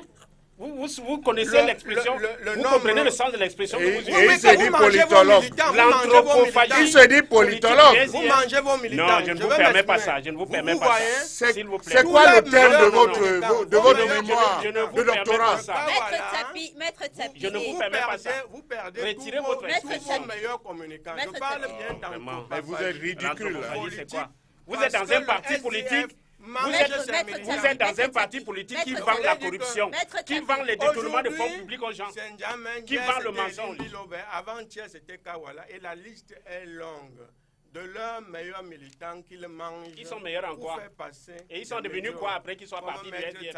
Ils sont devenus quoi? Merci. Après qu'ils soient partis du SDF. Cela dit, ce que je voulais en quelques secondes, oui. Je voudrais dire que tel que vous voyez cette opposition, vous voyez que les meilleurs sont encore dans le RDPC, ils sont allés au RDPC. Écoutez le niveau d'analyse, écoutez les invectives de M. Okol, de M. Tsapi. Au lieu de présenter leurs arguments, leurs offres, ils se mettent à insulter les gens sur le plateau. Et vous ne me connaissez pas, M. Okol, quand vous parlez d'intellectuel, vous ne me connaissez pas. Tout comme je ne vous connais pas, ne parlez pas de moi. Merci, messieurs. Mais ce que je voulais vous préciser, c'est que Cabral Libye entre dans la politique hier. Il n'a aucune base, il n'a aucune assise. On a bien né, la valeur n'attend pas le nombre des années. Merci, docteur. Merci à Mokol. C'est pour ça que je parle d'un poids plume. Parce qu'il ne pèse, il pèse Merci, docteur. Zéro. Merci, docteur. Vous ne pouvez pas le mesurer Célestin Diamène réagit à tout ce qui a été dit et puis on sort de ce sujet. Non, pas qu'on sort de ce sujet. Moi, je me dois de répondre à ce qu'il va dire. Parce que j'ai dit des vérités. S'il dit des contre-vérités, s'il dit des contre-vérités, Maître Tsapi. Un avocat qui menace le modérateur, c'est Maître Tsapi. Alors, je voudrais simplement dire qu'il faut que M. Tsapi comprenne que ici, il faut qu'on y aille rapidement si on veut parler des élections. C'est une maison disciplinée. Il y a un modérateur, il n'y en a pas deux. Et vos menaces, il faut les garder pour vous, Maître Tsapi. Je n'ai menacé personne. Alors, je remercie d'abord au passage les compliments dans sa chute de mon ami Okol. Je vais revenir. Je voudrais intervenir sur 3 points. Le premier point, c'est les élucubrations d'un avocaton Ne Je dites croyais pas que c'était un avocat. Tu es sans emploi. Tu ne peux Permettez, pas apprécier un permettez. avocat de mon Maître niveau. Tapi, Permettez. messieurs, Tu es sans messieurs, emploi. messieurs, Comment messieurs, savez-vous? messieurs, si ça tourne à Et puis, tu l'injure, me trouves Messieurs, avocaton, monsieur, messieurs, sans emploi. messieurs, Vous êtes messieurs, interrompu. messieurs, si ça tourne à Un sans l'injure, emploi. Oui, mais Maître Tapi, qu'il retire le mot qu'il Maître vient de dire, Tapi, monsieur.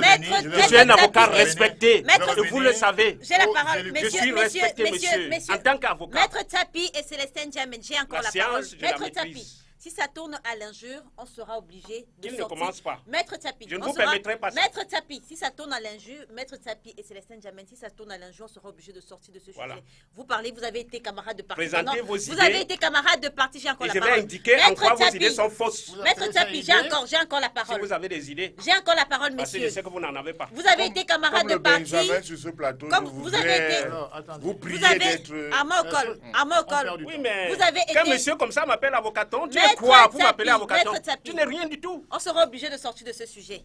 Vous avez été camarade de parti pendant bien longtemps et nous il autres, occupe le et nous plateau. autres, et nous Vous autres, vendez votre conscience. et ne nous veut pas. autres, le spectacle que vous nous offrez est assez désagréable. Donc sans injure, messieurs, on reste dans la politesse et on se respecte. Allez-y, Célestin Djamène. Alors, je dis que j'aurais mieux aimé ne pas venir que d'écouter ce genre d'élucubration ordurière de la part d'un homme qui est censé avoir suivi le cours de raisonnement judiciaire. Il y a un minimum de méthode dans la réflexion. Quand on porte de telles accusations, de telles calomnies, de telles diffamations, il faut être en mesure d'apporter un début de commencement de preuve. Quand Maître Tapi, l'avocaton, me considère comme quelqu'un sans conviction, c'est un jugement de valeur. Vous n'êtes pas mon directeur de conscience. J'ai une conscience. Je tire les conclusions. Jamais. Maître Je Tapi, tire les Jamais. conclusions de Maître votre Tapi. Quelle comportement. conclusion? Maître Il faut être Tapi. logique. Maître Vous êtes Tapi. avocat. Vous êtes comme Momo Jean de Dieu. Dieu. Vous êtes comme Momo Jean de Dieu, Messieurs, pas plus. messieurs, Regardez son comportement. Messieurs, Regardez son comportement.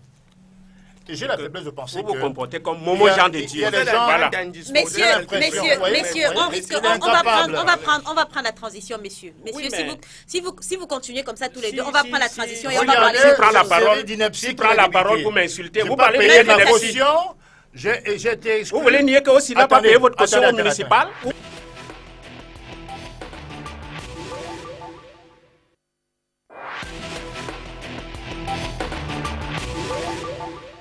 Si vous voulez vous Oui. exprimer.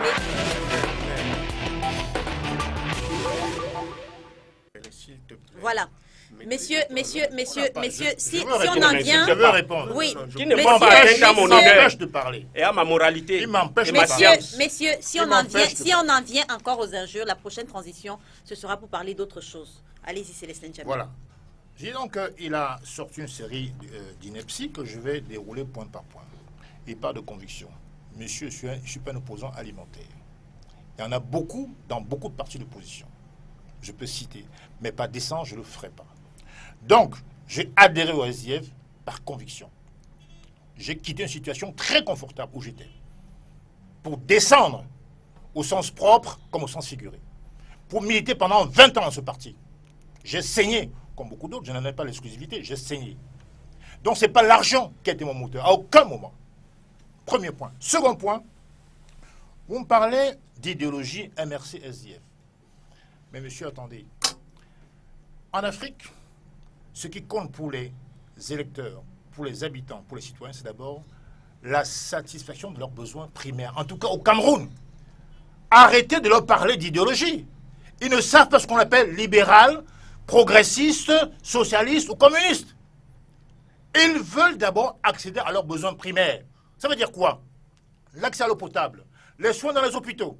Moi, j'ai vu à la Quintini des femmes mourir pour être pas capable de payer une ordonnance de 40 000 francs. Ça, je l'ai vu. Les hommes qui criaient d'appendicite, on leur demandait 300 000 francs. C'est ça les besoins. Et le candidat doit apporter des solutions concrètes dans les projets qu'il soumet aux citoyens. C'est pas la gauche, c'est pas socialiste, communiste, libéral, ça n'a aucun sens. Et ça démontre le peu de formation politique de l'avocaton que j'ai en face de moi. Troisième élément, il me dit que Camto ne s'est pas prononcé sur le fédéralisme. Mais justement, dans ses projets de société, dans les réformes politiques et institutionnelles, il parle de la réforme de l'État, parmi lesquelles le référendum qui sera soumis au peuple camerounais sur la question du fédéralisme. Il a bien dit. Mais ce monsieur est sourd. Il n'entend pas, il ne veut pas entendre. Donc, il a bien parlé de la question du fédéralisme. Je progresse. Il parle de ma caution de 50 000 francs pour le conseil municipal. Mais il vaut mieux entendre ça que d'être sourd. Écoutez, monsieur aussi m'appelle dans son bureau. Je crois que c'était à la veille du dépôt de candidature. Il me dit, donne-moi ton dossier. Il est complet? Je dis oui, il est complet. Je reçois avec mes camarades, je ne vais pas les citer. Et aussi envoie le trésorier, enfin le représentant du trésorier de Douala Premier pour aller déposer un ensemble de dossiers. Voilà ce que monsieur aussi a fait. Effectivement, il a payé la caution de beaucoup de personnes. Parce que la même année, il était candidat, n'est-ce pas, à la députation. Donc il cherchait certainement à vouloir mettre tout le monde en joie quelque part. J'avais mon argent. Mais aussi a préféré, effectivement, envoyer une série de dossiers qu'il a payés pour les déposer au Trésor. C'est pas entretien avec, hein? Non. Je précise.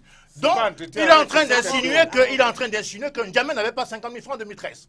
Ce qui est une incongruité incroyable. Confirmé que aussi a payé. Incroyable. Aussi a payé pour plusieurs de sa propre volonté, sans demander l'avis de personne. Ça, c'est un fait incontestable. OK. 7 minutes. Maintenant, la caution de candidature. Savez-vous qu'au SDF, quand on veut être candidat à une primaire, à une élection, on doit verser un montant, on doit verser une caution pour être candidat. Sinon, vous ne participez même pas aux primaires. C'est impossible. Je prends l'exemple des élections régionales du SDF dans le littoral en 2016. Nietzsche nous écoute, il nous regarde. Il a présidé ces élections-là, devant le candidat Joshua, effectivement. Il a vérifié que tous ceux qui postulaient, qui participaient aux élections primaires, que j'ai gagné, ont payé leur caution. Je les ai payés. Sinon, comment aurais-je participer sans payer ma caution? Je pense que nous, on peut aller à la salle d'attente. Mensonge. On Donc, peut aller à autre la salle mensonge. d'attente et on Il reviendra est avocat, maintenant avocaton. Il sait bien Merci, que c'est de la merci, diffamation. Célestin Je continue. Pour les terminez, régionales. vous Je termine. Il y en a plein. Vous terminez. Sur 2 points. Vous terminez Sur les rapidement. régionales 2016. Oui. Il y avait STV qui était là, Loubaba, Equinox, LTM. On a bien vu que personne n'a voté. Il n'y avait pas d'urne. J'étais face à Nietzsche avec Elimi, l'ancien maire de Bonabéry, aujourd'hui secrétaire à l'organisation du SDF. On était 3 face à Nietzsche. Il n'y a pas eu de vote là. Personne n'a voté. Le superviseur, le secrétaire général actuel du SDF. Personne n'a voté. Je termine en disant qu'il monte à l'étage, il en redescend 1 heure après. Je proclame Nietzsche élu. On l'a élu à quelle heure? Personne n'a compris. Quand? Oui, Personne je n'a Et voudrais voilà ce réagir qu'il est en train de deux mots. raconter à mon Merci, audition. merci. Quand N'Djamena a perdu l'élection, En deux mots. Merci, c'était Célestin un non-sens. En deux mots. On a En fait deux un mots. rapport. Je ne vais pas aller très loin. Je m'abstiens En deux beaucoup. mots. Merci, Je Célestin termine. Diamé. Si vous J'ai la voulez- parole. Si vous voulez, en Pour deux terminer, mots. pour c'est pas terminer. une conférence. On m'a donné la parole. On m'a donné la parole. Pour terminer. On m'a donné la parole, Célestin monsieur Diamé. Diamé. Pour terminer. Monsieur Diamé, on m'a donné Pour la parole. terminer, monsieur. Célestin Alors, Diamé. en 2012, cher monsieur, j'ai été effectivement nommé par le président Nidjan Frondi pour un poste créé, poste nouveau, secrétaire aux droits de l'homme et des peuples. Je n'avais pas démissionné à aucun moment. Oui. À aucun moment. Je ne l'ai pas dit. J'étais déjà membre. J'assistais aux séances du NEC. Il n'en a pas parlé. Non. Il dit que congrès de 2012, je l'ai noté. Je n'avais pas On vous a démissionné. nommé, j'ai dit de Maintenant, 2012 à 2018. maintenant, je reviens sur le torchon que vous avez évoqué concernant le chef de cabinet du SDF, M. Wafo. Et il dit que je n'ai pas payé mes cotisations. Mais c'est du n'importe quoi. Comment j'ai pu être conseiller municipal, participer aux élections, sans payer mes cotisations? Merci, Célestin Il dit que Diamé. j'ai été exclu. Mais à quel moment j'ai été Merci, exclu? Célestin Diamé. Qu'il fournisse un document? Merci, Célestin Il Diamé. dit que j'aurais pu En deux démissionner mots. en écrivant, Merci, Célestin mais Diamé. aucun statut En du deux SDF mots, ne en deux prévoit mots, Maître Tsapi. la démission écrite. Merci, Célestin Diamé. En deux mots. En deux mots. sur On sort de l'idéologie. sujet. Oui, en deux mots. Les développements que M. Diamène a pris, la pauvreté des Camerounais à l'hôpital et tout ça là. Quand un politicien veut implémenter une politique sur le terrain, on la pense d'abord. Ce n'est pas ex nihilo. Et quand on la pense, c'est ça qu'on appelle idéologie. Donc, vous avez une vision de la gestion de la chose publique. C'est C'est de ça qu'on résoudre appelle les problèmes des idéologie. Camerounais, Célestin Diamé. monsieur. Et confondez lorsque... On avait dit 2 mots. On avait Oui, dit c'est 2 les mots. ça. mais Vous pouvez demander on à la avait dit 2 mots. présentatrice On avait de dit 2 mots. expulser de ce plateau. On Ça avait va dit faire 2 mots. 30 On avait dit minutes. 2 mots. On avait Réagir dit 2 mots. pourquoi? On avait dit 2 Et mots. quand vous Réagir avez pourquoi? adhéré à une idéologie, c'est-à-dire à une vision de Vous gouvernance, ne connaissez pas l'idéologie. vous la Vous défendez. ne connaissez même pas la définition de l'idéologie. C'est pas ça l'idéologie, c'est un concept. Une idéologie, c'est un concept, monsieur. Merci, messieurs. Résoudre un problème de Merci, citoyen, c'est messieurs. une chose. Vous ne connaissez pas l'idéologie. Vous sortir. Vous ne connaissez pas l'idéologie, monsieur. Oui. C'est un concept d'idéologie. Vous sortez. Ce n'est rien d'autre qu'un On prend concept. la transition. Vous On prend la sortez. C'est comme le transition. communisme, On prend la transition. qui est un concept.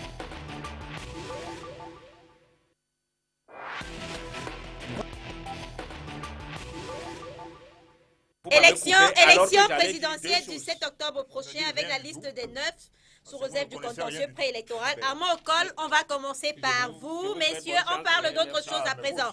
Armand Ocol, on commence par vous avec le décryptage de la liste des 9. Quel est le poids politique des 8 candidats qui seront face à Paul Biya? J'ai entendu tout à l'heure sur ce plateau par quelqu'un qui proclame être un homme de science dire que le candidat du parti Univers, 38 ans d'âge, est un poids plume. Encore qu'on parle des 8 candidats. Je ne Pas d'un me en sens particulier. pas du tout offusqué, je ne me sens pas outré du tout. Mais je rappelle que ce poids plume, qui n'a pas amassé une fortune, a mis sa vie en danger, a fait le tour du Cameroun 3 fois de suite, a failli perdre sa vie il y a moins de 2 mois à Batibo parce qu'il est parti discuter avec des Camerounais, a réussi au moment où cette émission se tient à installer au Cameroun, sans les prados du pouvoir, sans être dans la sécurité du pouvoir, a réussi à installer 280 coordinations communales, a réussi à installer Armand Ocol, c'est en pleine 46 campagne coordinations départementales. Vous avez demandé quel est le Des poids. 8, non, des 8 candidats, pas d'un en Je particulier. commence d'un et je vais parler des autres, soyez-en rassurés. A réussi à installer 10 coordinations régionales, a réussi à installer 24 coordinations dans la diaspora. Je rappelle que ce poids plume s'est adressé aux Camerounais pour leur dire, vous m'avez soutenu, vous m'avez accompagné. Mettons-nous ensemble pour payer la caution. Et que 3 jours avant la fermeture du dépôt de candidature, il avait 10 000 francs et que pendant 2 jours, les Camerounais ont réussi à mobiliser 24 millions, ce qui a fait 34 millions le montant de ces contributions des Camerounais. Inédit dans notre pays. Donc, il Mais passe l'eau. ça, c'est l'acte d'un poids plume.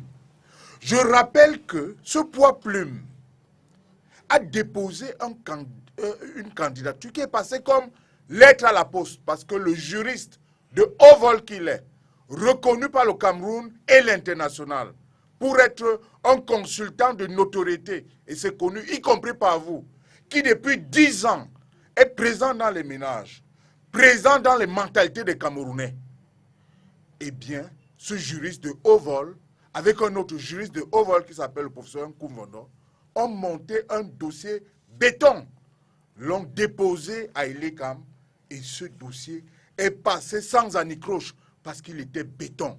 Je rappelle que sur 25 millions de Camerounais, ce poids plume fait partie de la short list des 9 qui prétend, qui ambitionne gérer ce pays et qu'il est adoubé du nord au sud et de l'est à l'ouest.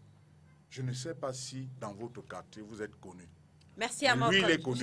Alors, je réponds simplement aux autres, pour les autres candidatures et en 2 mots. Écoutez, là, on va vers une élection en jeu.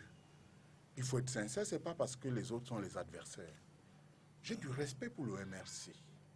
J'ai du respect pour le SDF.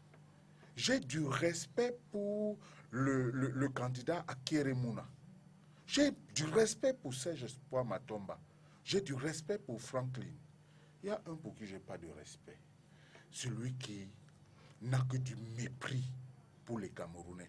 Et c'est fort de cela, là, je vais vous montrer les documents, que Cabral Libye comme il l'a si bien dit le jour a écrit, non, écoutez, a écrit aux autres candidats de l'opposition pour leur demander de se mettre ensemble et pour coaliser les forces parce que nous avons là une chance unique. On aura l'occasion de parler de cette coalition. Maître Tsapi, parlons justement de la qualité des hommes, des six nouveaux visages de l'opposition. Donc on va laisser de côté Gargaman et puis Adamou Ondamjoya.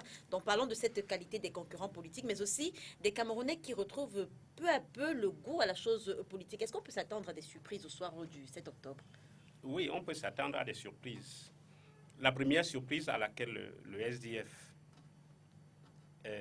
s'est annoncé, c'était déjà au niveau du candidat. Depuis 1992, les militants, la population camerounaise avait l'habitude de voir la figure de John Frundi. Alors pour cette élection de 2018, le SDF a innové et a fait confiance aux jeunes. Parce que le SDF, c'est un parti qui est à l'écoute du peuple. Et le candidat Joshua aussi, que nous avons présenté, est une nouveauté pour notre pays. C'est un candidat qui est jeune. Tout comme les 5 autres. C'est un monsieur qui est beau. C'est un monsieur qui est intelligent.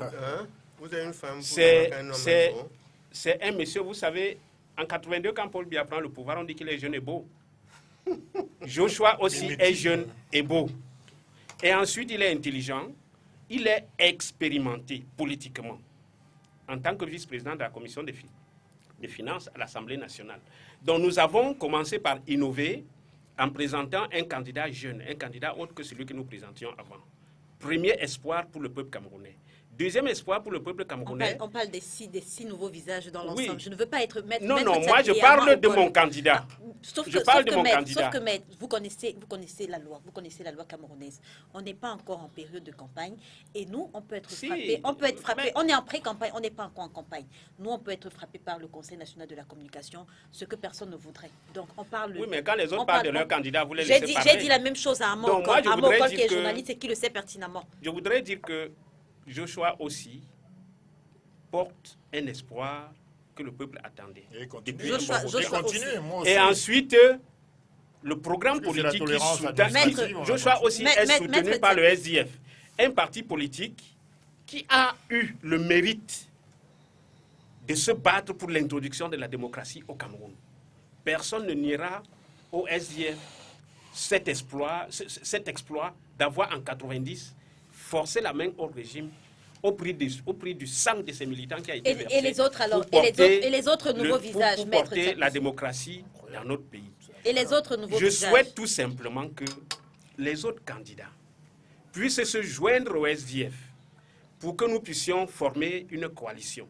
Parce que le SDF aujourd'hui, ce n'est pas par hasard que dans le contexte électoral aussi difficile que nous connaissons, que le SDF soit le leader de l'opposition.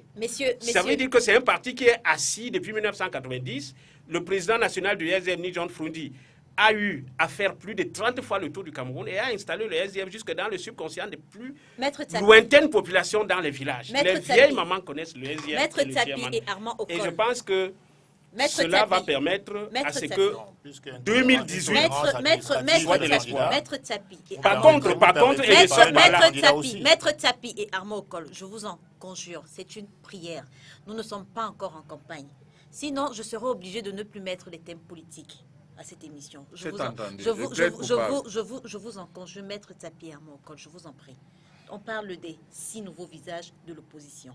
Allez-y, Maître Tsapi, vous terminez avec. Bien, les six nouveaux visages de l'opposition, cela constitue, à proprement parler, pas quelque chose de nouveau, puisque en 2011, on a eu d'autres candidats de l'opposition, on a eu des gens qui étaient venus pour la première fois, et on a eu Kawala, on a eu beaucoup d'autres personnes qui sont venues pour la première fois et qui par la suite ne se sont plus présentées. Donc, en 2018, c'est une autre vague de nouveaux candidats qui arrivent. Moi, je pense que parmi ces 6 nouveaux candidats, il y a un qui mérite de retenir l'attention. C'est Joshua aussi, Maître Roland. le candidat du SDF. Il faudrait que les Camerounais Maître Lavoisier Tchapi. jette le regard sur le candidat. Célestin, Joshua Maître Oui. Lavoisier Tchapi, vous êtes vraiment difficile. Célestin Diamène, défaut d'implémentation sur tout le territoire national, incapacité de l'opposition à se réunir, code électoral décrié par tous les partis politiques de l'opposition. Quelles sont véritablement les chances de l'opposition à cette élection? Est-ce que les partis politiques de l'opposition n'y vont pas que pour être premiers de l'opposition, ou alors est-ce qu'ils ne sont pas simplement en train de se préparer pour 2025? D'abord, Leïla, je vais être très discipliné Merci. et Pour une observer, fois. Je vous en remercie. observer vos recommandations. Parce que la MRC n'est pas dans la panique. Le moment viendra où on va dérouler notre campagne électorale sur les différents leviers. J'avais cru comprendre que le multipartisme, peut-être, mais on n'est pas en démocratie au Cameroun. Donc c'est une...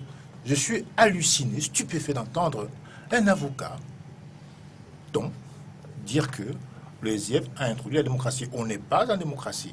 Nous sommes dans la construction demain d'une véritable démocratie.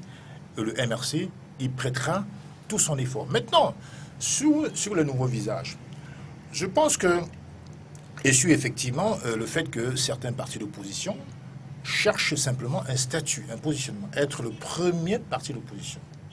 Aujourd'hui, au Cameroun, la préoccupation fondamentale du peuple, c'est quoi? C'est que le problème quotidien soit résolu. Et puis par ailleurs, un parti politique normal, lucide, ne cherche pas à être un premier parti d'opposition. On doit conquérir le pouvoir. C'est notre recommandation, notre obligation, même je dirais même juridique, parce que quand on immatricule un parti, le parti politique est à la recherche du pouvoir. Maintenant, voir qu'il y a des gens qui font fi du code électoral. Et je voulais dire sur ce point que quand on participe à une élection, c'est pas qu'on cautionne un système électoral, c'est pas qu'on cautionne un régime, c'est pas qu'on dit que coûte, il faut absolument que l'opposition gagne. Si le candidat sortant, par miracle, venait à avoir, à travers les PV authentiques, des résultats qui le mettent au-dessus, en tant que républicain et démocrate, on va s'incliner. On va s'incliner parce que nous sommes républicains au MRC. Maintenant, je dis que c'est pas parce qu'on va parler de ce mauvais code, de ce code inique, qui ne mérite même pas qu'on s'y attarde plus que ça. Parce qu'en vérité, il est taillé sur mesure pour un parti et pour un homme. Qu'on va boycotter les élections. On saisit précisément l'occasion de prendre part à cette tribune qu'est l'élection présidentielle, qui est quand même l'événement le plus marquant d'une nation, pour prendre à témoin les électeurs et les interpeller sur leur vigilance jusqu'au jour du vote. Parce que la loi dit que le dépouillement est public. Donc vous devrez, puisque la loi nous le permet, à 18h, selon le décret du président de la République, les bureaux de vote ferment à 18h, être là pour assister au dépouillement. Il y a un tableau noir, hein? Les résultats sont connus. Donc on doit savoir à 18h qui est vainqueur dans ce pays. On n'attendra pas 15 jours. Et le combat de l'opposition, Léla, ce n'est pas de me battre contre le SDF ou 11 millions ou l'UDC. Non, c'est un débat d'arrière-garde. Aujourd'hui, les Camerounais veulent l'alternance. Et je pense aujourd'hui que le candidat que je soutiens est le mieux fait. Mais celui qui gagne, les Camerounais ont le sentiment, historiquement, d'avoir pu, pour la première fois, n'est-ce pas, briser le signe indien et accéder justement à ce changement à tête de l'État. Mais pour l'instant, on n'a pas à se tirer dessus entre partis politiques. C'est une imbécilité totale. On reparlera Notre justement combat, de ces tirs en quelques c'est de secondes. soumettre aux citoyens nos différents projets. Tout simplement. Décryptage des neufs avec le docteur Bouguin. Oui, permettez-moi de dire que la présidentialité se construit pendant un septennat. C'est-à-dire que quand on commence le précédent septennat, il faut commencer à construire sa présidentialité. Ce n'est pas en année électorale qu'on se découvre une vocation de candidat. Et on en arrive donc à traiter certains des candidats d'aventuriers politiques. Vous comprenez? Et cela brouille notre environnement politique, cela brouille le décryptage des électeurs. Ils ne comprennent goutte à ce qui se passe. Je voudrais dire qu'il y a un candidat, poids super lourd, qui a déjà gagné les élections compte tenu de ce qu'on voit sur le terrain. l'implantation, les ressources humaines, les ressources financières, les ressources matérielles et la présidentialité, qui a déjà gagné. Maintenant, après lui, il y a quelques candidats qui, on peut dire, sont assez sérieux, mais j'ai l'impression qu'il y a aussi des candidats alimentaires qui font l'aventure parce qu'ils calculent qu'on va leur donner l'argent de campagne. Et c'est là où je voudrais parmi les 8 de l'opposition, docteur... Oui, bien sûr, parmi les 8. Il y en a là qui sont venus parce qu'ils font des calculs mathématiques. Je crois que ce sont des personnes... 30 millions moins ceci, ça donne cela. Je voudrais Docteur dire Boulet, que... je crois que ce sont des gens quand même qui ont des situations, qui ont des emplois décents. Non, ne pensez pas ça. Je ne voudrais pas descendre en dessous de la ceinture, mais croyez-moi, je voudrais demander à l'administration camerounaise de bien vouloir réfléchir sur cette affaire de financement public de la campagne. Il faut financer la campagne de telle sorte que cela ne rembourse pas la caution. Pour qu'il y ait des pleurs et des grincements de dents le 7 octobre au soir. Il y a une loi qui réglemente ce financement. Si les gens, oui, ce que je voudrais dire. Ce que je voudrais dire. La loi, parce qu'on veut léser. Non, comprenez ce que je dis. La loi ne fixe pas le montant. La loi fixe le montant. Les critères sont connus. Les critères sont connus, mais la cagnotte a partagé. Oui. Comme vous avez tous les hommes d'affaires chez vous. Maître Tsapi, ne me coupez pas mon temps de parole. Je vous en prie. Parce que vous plaidez pour qu'on ne donne pas l'argent de campagne à certains candidats, dont mon candidat, et je dois réagir. Non, votre candidat est très riche, votre parti est très riche. Vous n'avez pas à vous plaindre. Laissez les autres se plaindre. Ce que je voulais dire, madame, c'est qu'il faudrait qu'au Cameroun, dans mon pays, j'ai eu la chance de vivre dans un autre pays où on faisait de la politique quelque chose de très sérieux. Il ne faut pas que des aventuriers investissent la scène politique pour brouiller le jeu politique. Il y a environ... Je vous rappelle quand même qu'en 2011, on avait 23 Mais c'était encore une erreur. C'était une incongruité, c'était quelque chose de pas sérieux. Mais je voudrais sortir en disant que, quel que soit X ou lambda, prenez comme vous voulez, je vous assure, interrogez tous les experts de ce monde, ils vous diront que les dés sont déjà jetés sur la table, tel qu'on voit l'opposition se comporter, tel qu'on regarde les forces en présence. Il y a déjà un vainqueur, et le vainqueur s'appelle... Armand Ocol, j'aimerais avec vous qu'on parle des recours déposés devant le Conseil constitutionnel. Combien de ces recours ont des chances d'aboutir? Entre autres recours, certains pensent que la candidature de Paul Biya devrait simplement être invalidée, d'autres n'avaient pas le certificat de versement de leur caution, d'autres encore n'ont pas pu obtenir les 300 signatures requises pour les partis, les candidats indépendants. À votre avis, combien de ces recours peuvent aboutir? Écoutez, je suis souvent... Je suis quelqu'un de très avare en compliments. J'ai pratiquement jamais eu des mots tendres à l'adresse de ILECAM. Mais pour le peu que je sache, pour le peu que j'ai investigué, pour ce qui concerne l'examen des candidatures, écoutez, ILECAM a fait un travail sérieux. Il faut le dire, il faut le reconnaître. Ça a été sérieux. Aucune candidature n'a été invalidée de manière fantaisiste. Et aucune candidature n'a été validée de manière fantaisiste. Vous avez là, parmi plusieurs dossiers introduits, des personnes qui n'ont pas déposé la caution. Vous avez parmi les dossiers qui ont été introduits, des personnes qui n'ont pas pu réunir les 300 signatures alors que leur dossier de candidature n'avait pas la mention des formations politiques en question. Je ne veux pas lire dans les boules de cristal. Bien heureux, ceux qui auront la possibilité d'être repêchés, c'est tout le mal qu'on leur souhaite. J'estime pour ma part que tous ceux qui ont des dossiers de qualité, d'ailleurs, pourquoi est-ce qu'ils ne feraient pas comme le candidat du parti Univers, qui a pris les Camerounais en témoin en publiant pièce par pièce les éléments constitutifs de son dossier. Moi, j'ai envie de dire... Non, je suis plus en campagne. Là, je ne peux plus faire de campagne. J'ai respecté, il me semble, scrupuleusement les instructions. Je ne parle plus. Vous me demandez, vous me posez la question sur les recours qui ont été déposés. Je dis donc que ceux-là pour prendre les Camerounais à témoin, pour dire, écoutez, on invalide à tort ma candidature, voici les pièces que j'ai versées au dossier, sur la base de quoi ma candidature peut être rejetée. Je prenais simplement un exemple et je donnais une orientation.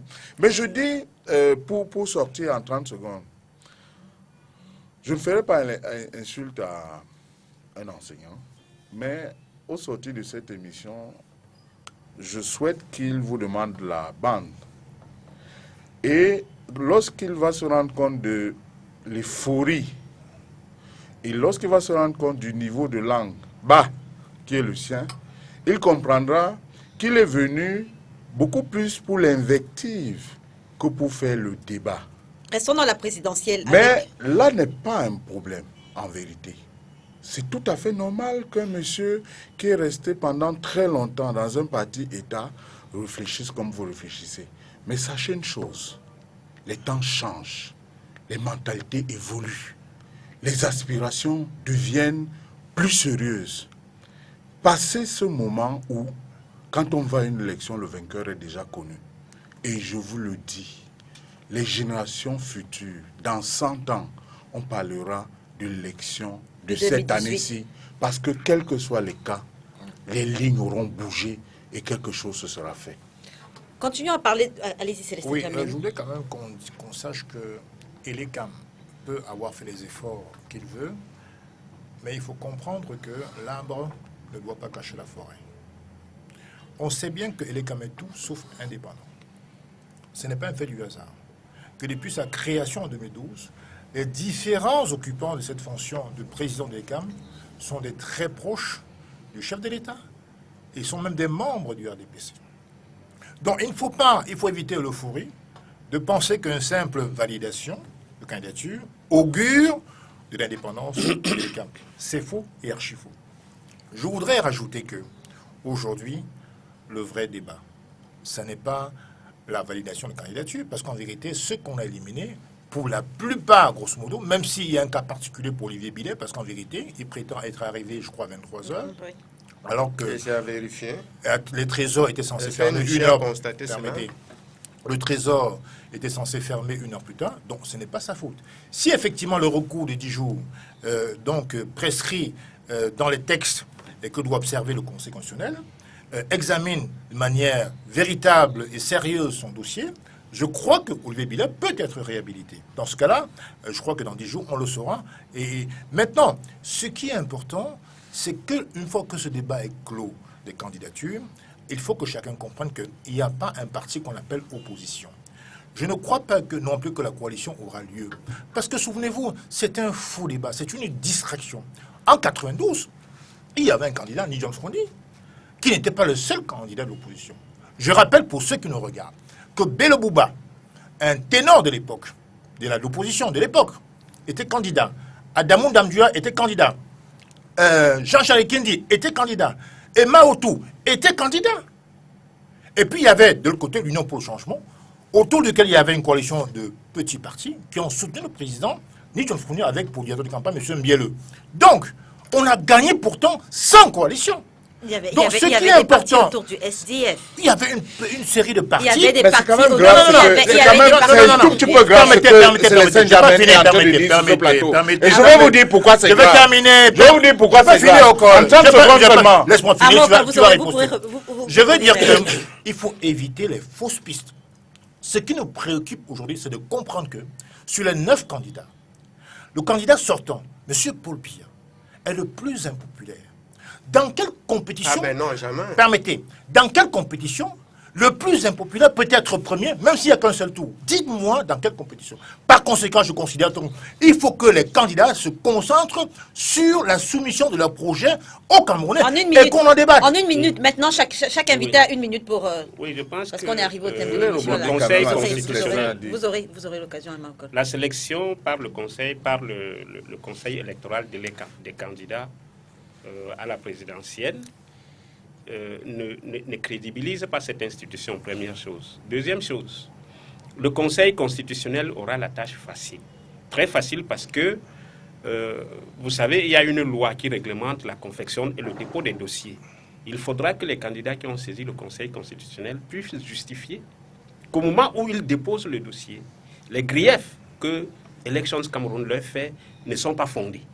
Tout simplement. S'ils réussissent à le prouver, peut-être qu'ils pourront être réhabilités. Et s'ils ne le prouvent pas, ils ne seront pas réhabilités. Tous ces recours vont échouer.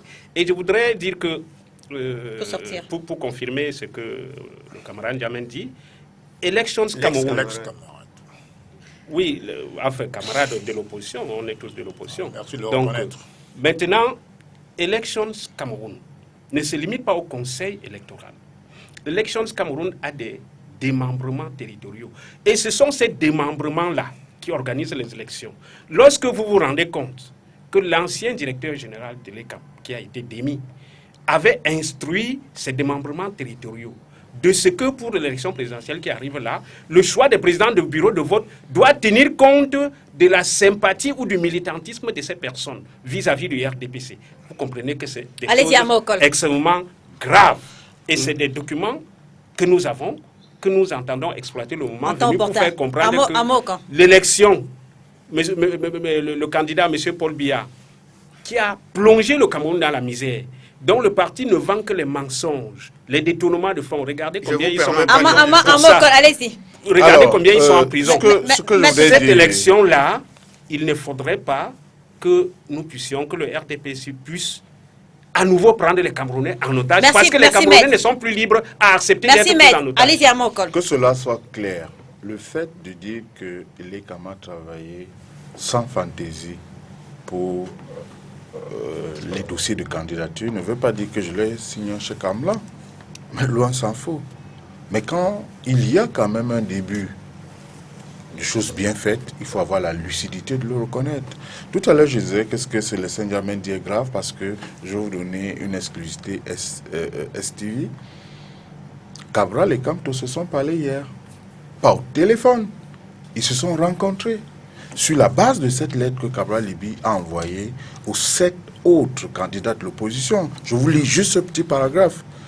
Il les appelle à une table de discussion et il leur dit « Cette rencontre nous permettra de discuter et de convenir de façon démocratique et consensuelle des modalités de désignation d'une candidature de l'opposition autour de laquelle nous construirons une coalition élargie à d'autres forces politiques. Ce sera de plus le lieu d'élaborer ensemble une stratégie de surveillance commune de vote. » Donc, en fait, à partir de ce paragraphe, vous avez au moins deux... Célestin. Soit nous sommes tous orientés vers le même objectif de la coalition. Oui. Parce que nous voulons renverser le candidat d'en face. Il y a des discussions. Soit, écoutez, là vous êtes en train de m'empêcher de parler. Tout à l'heure vous m'avez demandé de ne pas... Non, vous m'avez demandé, Célestin, la critique est aisée, l'art est difficile. Tout à l'heure vous m'avez demandé de vous laisser votre tour de parole. Vous aurez... La critique est aisée, l'art est difficile. Rapidement, messieurs. Mais là vous avez effectivement sur ce plateau, et c'est ce qui nous embête le plus. Et c'est la raison pour laquelle je pense que la coalition, jusqu'ici, peine. Vous ne pouvez pas vouloir vous réunir avec des gens pour créer une coalition. Et vous avez déjà l'objet de la coalition, à savoir que on se rallie à vous. Comme le représentant du SDF l'a dit. Vous ne pouvez pas faire une coalition avec un leader qui dit une chose, alors que les militants disent autre chose. Chez nous, nous sommes constants, nous sommes sérieux. Depuis un an, nous disons la même chose. Donc, on sort. Il y a deux niveaux de coalition possibles. Le premier niveau de coalition, c'est que les candidats se mettent ensemble, trouvent des éléments communs, trouvent des dénominateurs communs et des points de vue convergents et décident de se mettre ensemble et de faire passer un seul candidat parmi eux. Le deuxième niveau, et je termine par là, c'est qu'ils se mettent ensemble, chacun présente sa candidature, mais au moins ils mutualisent les forces pour le contrôle des votes. Mais vraisemblablement, nous sommes face à des murs. Cette lettre ne contredit en rien ce que j'ai dit. J'ai dit sur ce plateau que la coalition n'est pas indispensable. Pour l'illustrer, j'ai pris l'exemple de 92 que le professeur Camto a lui-même cité il y a 4 mois. Maintenant, ce qui est important dans ce courrier, c'est le contrôle et la surveillance du vote. C'est indispensable. Donc on sort Nous-mêmes, de l'émission. on l'a toujours on sort de dit. l'émission. La coalition n'est pas un projet de société. On sort de l'émission en retenant les efforts sur on sort de l'émission en retenant justement que les discussions restent dans le ouvertes. bureau de vote. Allez-y, en quelques secondes, on sort de l'émission. Oui, On est- c'est ce que je voudrais ouvertes. dire. Vous Oui. avez parlé de la neutralité de l'ECAM. Ce que En je quelques voudrais secondes, vous on est dire, arrivé au thème de l'émission. ouais, c'est que les membres de l'ECAM qui ont été nommés, il leur appartient d'être neutres. Une fois que vous avez été nommé, c'est le cas dans tous les pays, ce sont les nationaux qu'on nomme.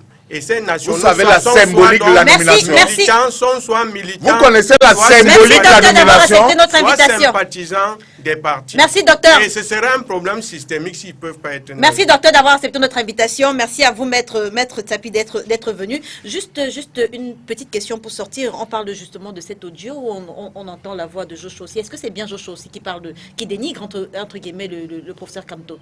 C'est bien Joshua Joshua aussi? aussi s'est exprimé là-dessus. Il s'agit d'un grossier montage. Ah, il s'agit d'un grossier Ce n'est montage. pas la voix de Joshua aussi. Merci, maître Tsapi, d'avoir accepté notre invitation. Merci à vous, Armand Okol. Merci également à vous, Célestin Jamen. Mesdames et messieurs, merci de nous avoir suivis. L'émission est rediffusée demain, lundi, lorsqu'il sera 13h30. Toutes nos excuses, parce que ça allait quand même dans tous les sens. On se retrouve dimanche prochain sur les antennes de Spectrum Télévision, La politique, c'est ça, hein. si bien sûr Dieu le veut. Bon dimanche à tous. On se déchire parfois. Oui.